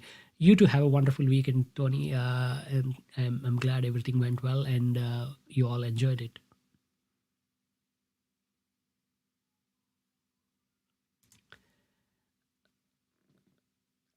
Anita Marganadam says, thanks a lot. Your work is really helpful. I have replicated Wendy's project dashboard. It works like a magic. Well, me and Wendy, thank you. This is really Wendy. It's just I changed the head and used it. So yeah, thank you.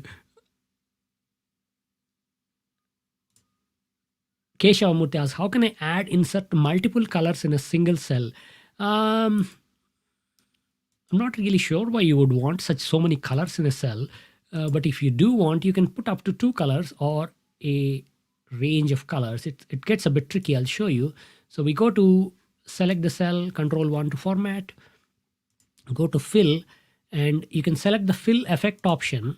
And from here, you can select the gradient of 2 colors. So for example, I want to go from orange to blue and whatever direction I want. And that'll give you that kind of a funky color in the cell. Again, as a rule, you want to avoid anything too flashy. You want to just keep it simple because this requires 16 clicks for me, whereas filling 1 color is 1 click. So being productive also means being lazy, right? You want to just reduce the amount of work. So if your audience asks, can I get a rainbow color in the cell?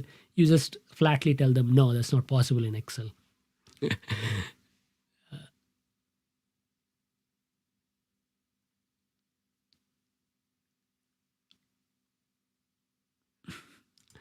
So Daksh says, Chandu, just a suggestion for the channel, make a day in the life video showing what you usually do in a day. This is too tempting, but I'll probably stick to Excel and Power BI videos. I do share my day and my personal life as a peek in every video. I show my face, I talk. Yeah, maybe, you never know, but probably not at this point. Thanks, Yentu. This was the first time I joined one of your streams. I picked up some interesting stuff, says Jory. Thanks, Jory. I'm glad you enjoyed it and welcome to the stream. Neeta says, it was a great session. Thank you so much. You're welcome, Neeta. I'm glad you enjoyed it.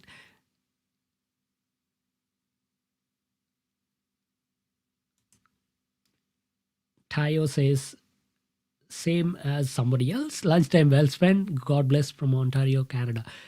Thank you so much. And I'm glad you enjoyed your lunch with me. And that's the original comment. Okay. Yeah. Arhan says, what advice do you give to someone like me to improve my Excel skills? You didn't tell me what you are, but I am assuming you are somebody who's getting started with Excel. Um, what I what I suggest is, in fact, I have a video that I'm gonna release in the month of August. I already recorded and edited it. It's in the pipeline. It's called How to Improve Your Excel Skills. So obviously, I would say watch that video. But the general outline is very simple. You want to pick a small enough project, not something too complicated, but not something too easy, and then get started. So get started, do some work, and then go back and learn. Sometimes when we are learning new things, we tend to focus a lot on learning alone rather than application and implementation and memorizing and using. So don't spend hours and hours on YouTube or blogs or books just reading. Instead, take some information, take 3 or 5 items, and then go and practice them, go back for more. For example, in this stream, I might have shown you 30 different shortcuts. There is no point trying to get them all in one go. Instead, out of the 30, you might say, oh, that format painter one looks good. I'm going to implement it tomorrow. So that's how you want to take it. Start small, do small things, and then build your confidence and then tackle bigger problems. Also, learn in a more structured manner. Again, this doesn't really work well with YouTube or other, because there's so many distractions on web when you try to go and learn. So instead, set time for learning and just go and learn 1 or 2 things and then go back and implement. At least that's how I learned. Back when I started learning, obviously there is no YouTube or high-speed internet or things like that. So we are forced to more primitive ways of learning, which is just watch a colleague do stuff and then go and figure out how to do it on your own. So yeah. The other trick that I also find is sometimes just spend time wandering, right? There is a famous saying, right? Not all who wander are lost. So you want to just wander. Like, this is what I used to do when I started learning. I would go to formulas, and back in that day, we were using Excel 2003 and 7. So I would simply go here and I'll be like, what that formula does. Let me try this. And I'll just put that and I'll try the formula, even if I have no idea what it does. And this is how I learned Excel, like especially some of the trickier ones like offset and indirect and index match. That's how I figured it out, like play with them without trying to look for help or tutorials. And that worked very well. Gaurav says, thanks, Chandu, following you since 2015. Always wonderful. Thank you so much, Gaurav. And I wish you many more years of learning. Cell styles take up a lot of space on the home tab. Do you use cell styles a lot? Not many people seem to use the built-in styles. I never really use them. I'm not a big fan. I think Microsoft wants this to be in the home tab, taking up prime real estate, because a big chunk of their audience are the finance people, and they use cell styles for modeling and setting up things. It's a good practice too, but unfortunately I don't build financial models, so I don't have use for them. Yeah, I wish eventually in future, not probably now, but in a year or 2 time, Office 365 might even have an option to turn off some of these things that are not relevant for individual audiences' work. But for now, we are stuck with that.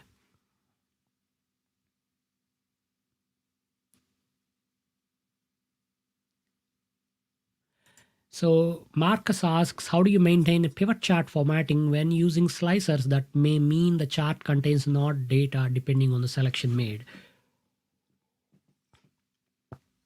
This is why what I normally do is I use pivot tables for uplifting and doing the work of calculation, but I don't specifically use pivot charts unless I am short on time or that's the only way to go. Instead, what I do is I take the pivot table and then I refer to the pivot table data. So I'll show you here what I mean by that. Where is our pivot table? Oh, it's here. So here is my thing. If I make a pivot chart from it, I'll get this, right? This is my pivot chart.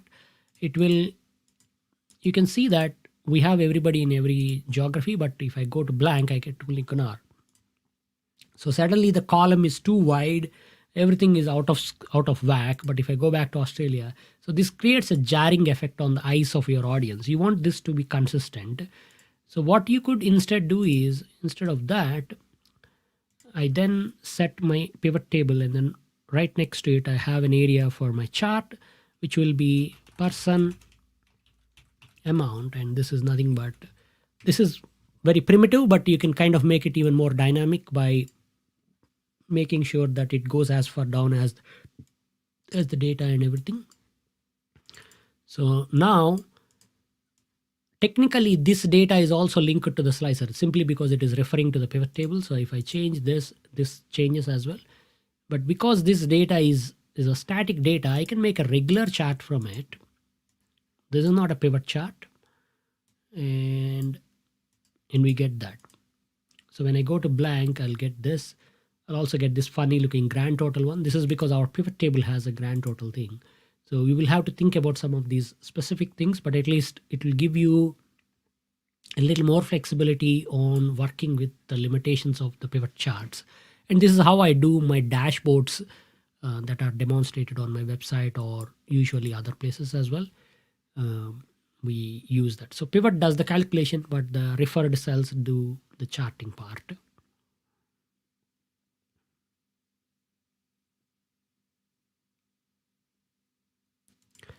Simon Alfonso says, you're saying about index match. Your website article on this was the go-to for me when I was expanding my Excel knowledge. Thanks, Simon. That's a nice, beautiful thing to say. And yeah, at least when I started learning back in 2005, 6, 7, the online community was still evolving. I mean, there's quite a few people like John Peltier was having his, he had his website all this time, Daily Dose of Excel, and even spreadsheet page used to be there.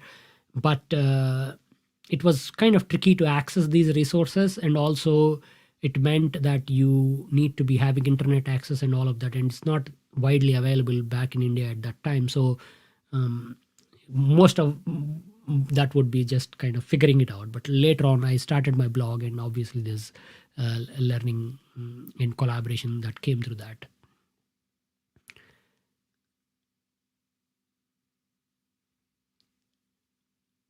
So Mario says, do you have an explanation for data validation not recognize structured references for table? I believe this is no longer true, especially with Office 365. I think they have made it all native now. We could even try this. So this is my table, right? So we'll set up a validation cell here. Select a product and data validation list, and then the source is this. Oh, not really. What is this called? Oh, this is called products.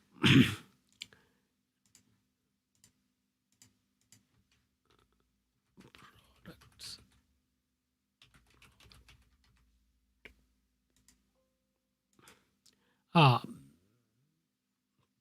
I guess they didn't.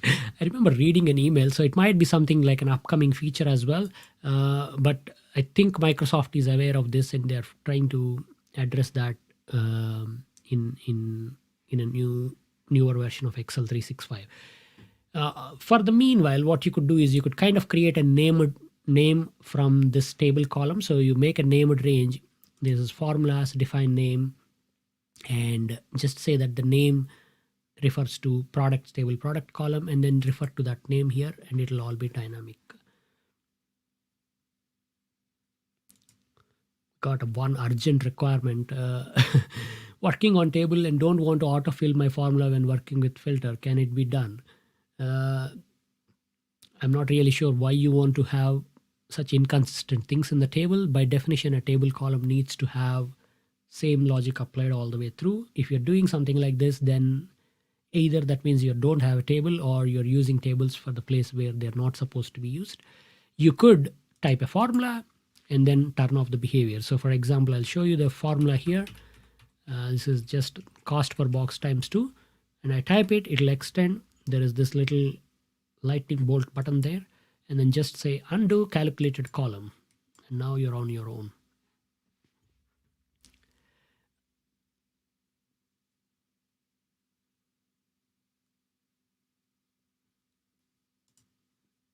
Shreyas asks, I'm new to Excel. Can you show how to generate a dashboard after this? There's a couple of videos on the channel. I recommend watching them on dashboards. I'm not going to show how to make a dashboard right now, if that's what you're expecting. But maybe a stream down the line might cover that topic. But feel free to check the channel videos for that. So this is a question, I think somebody repeated this as well. Excel has many rows and some are hidden. I have to give a deal number in one that is open, but if I'm going to give all, many numbers do not come.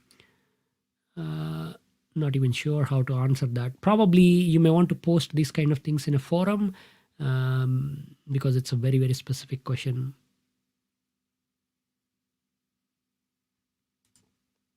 Why the negative numbers are not showing in the brackets and how to correct it even after changing the format cells.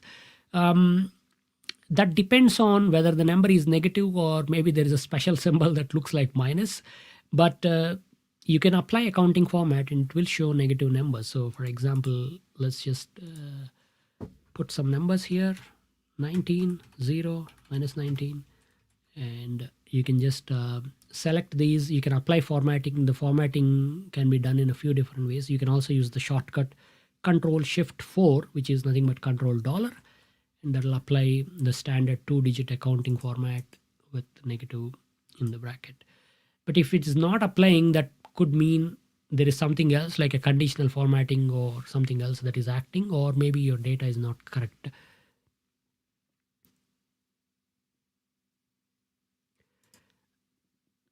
Tayo says, I'm new follower. I'm wondering if you have a playlist of videos for HR reporting metrics. I say a lot of tutorial more for finance and sales people. I do have a couple of videos on that, maybe more than a couple. You can search on my channel videos. Not many people know, even I didn't know this particular thing until a while ago. So I'm just gonna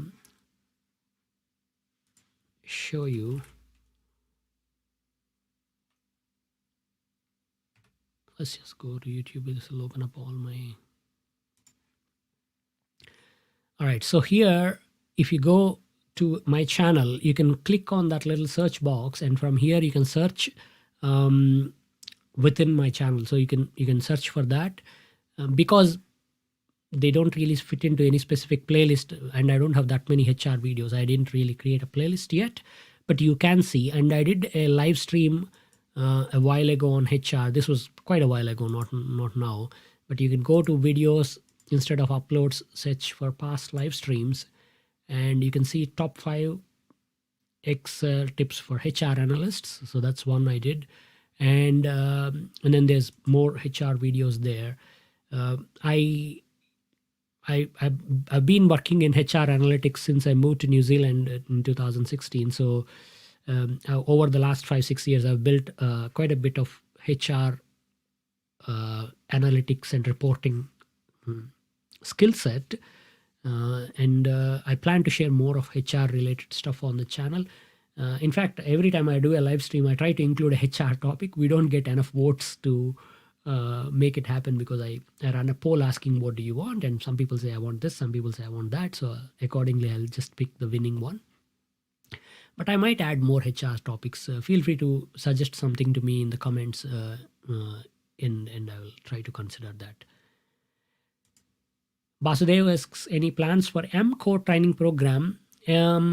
Not specifically M, but if you go to either Excel School or Power BI Playdate, there is enough coverage of Power Query.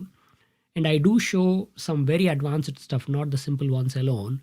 So it does cover. And I feel like because M is a language that is deeply technical, probably as technical as DAX or sometimes even more technical. It is one of those things that is very hard to explain right away. I mean, you will get it once you get it, but it requires jumping through a few more mental hoops. I try to shy away from writing or showing M or teaching M because I believe there is more you can do by simply just clicking and using screen features of Power Query. But I plan to have some more advanced Power Query videos that show both M coding as well as the advanced features of Power Query on the screen on the channel, and in my courses I do cover quite a bit of length, like developing functions, etc. So yeah, probably that. Feel free to check them out and sign up if you want.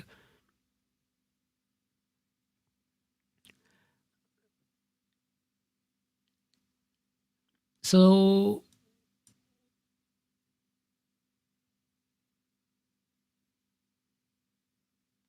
thanks for sharing your knowledge with us, Chandu. Thanks, Nenu. And Prashant asks how to do indenting. I suppose you mean like indent the value in the cell, like select that and click on these things to move them. Maybe if there is something else that you mean, then probably you want to explain that. Basudev asks how to get latest data which returns multiple records in VLOOKUP. VLOOKUP doesn't return multiple records. You could use the filter function that is newly introduced. Check out the channel or my website for examples on that. All right. I think that is time. We have gone past 2 hours, and Excel, my dog, is now making small noises from the behind. She's like, what the heck are you talking for all this time, man? Let me sleep. So I'll probably hang up now. I hope you all enjoyed the live stream and it was fun interacting with you, sharing my secrets for Excel productivity. And I hope all of this has been useful and helpful. Download the files, especially download the shortcuts poster if you have not already done that. It's a very little very useful file that I prepared and it not only looks great, but you can also print it and it just prints into one page. Use it, share it, and maybe give it to somebody else who needs to improve their keyboard shortcut game. And that is all for now. Thanks again, and I'm gonna stop the stream now, and I'll see you again next month at the end of August. Last Friday of August every month we do the streams, and as I said during the stream, I'm gonna do a surprise middle of the month stream unboxing my YouTube play button as well as taking some more questions. So watch out for the announcement on the community page and check it out. And if you're watching this video on the replay, let me know in the comments how you enjoyed it, as well as tune in for the next month's live stream as well. So that's pretty much it. Amrut says, please zoom your screen when showing stuff. I try to, but it's very hard, especially with the resolution and everything. But yeah, that's why the files are there. Feel free to download them and refer to them.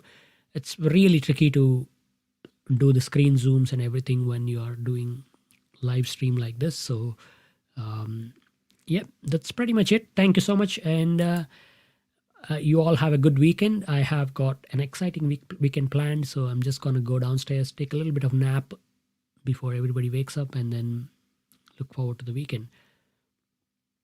And Bjorn says, have a good weekend. I'm off to Saturday sports, nice and fresh in Waikato. Waikato is one of the regions of New Zealand. It's always good to hear from somebody living here as well. That's good. Bjorn, enjoy your weekend. And some people are asking, will this video be available for those who missed the live stream like me? Love you, brother. Thanks, Abid. It is available. You can watch it again on YouTube. Just go. I think once the stream is closed, it'll take like a few seconds or maybe a minute, and then YouTube will put a link for replay. You might already have the link in your email, or if you enjoyed the video, or you could add it to your favorites or like it, and then they'll show up in your liked videos and you could go and see that.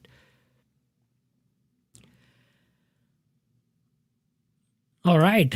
On that note, I'll sign off now. Thank you so much. See you all again next month. Enjoy your weekend. Bye bye.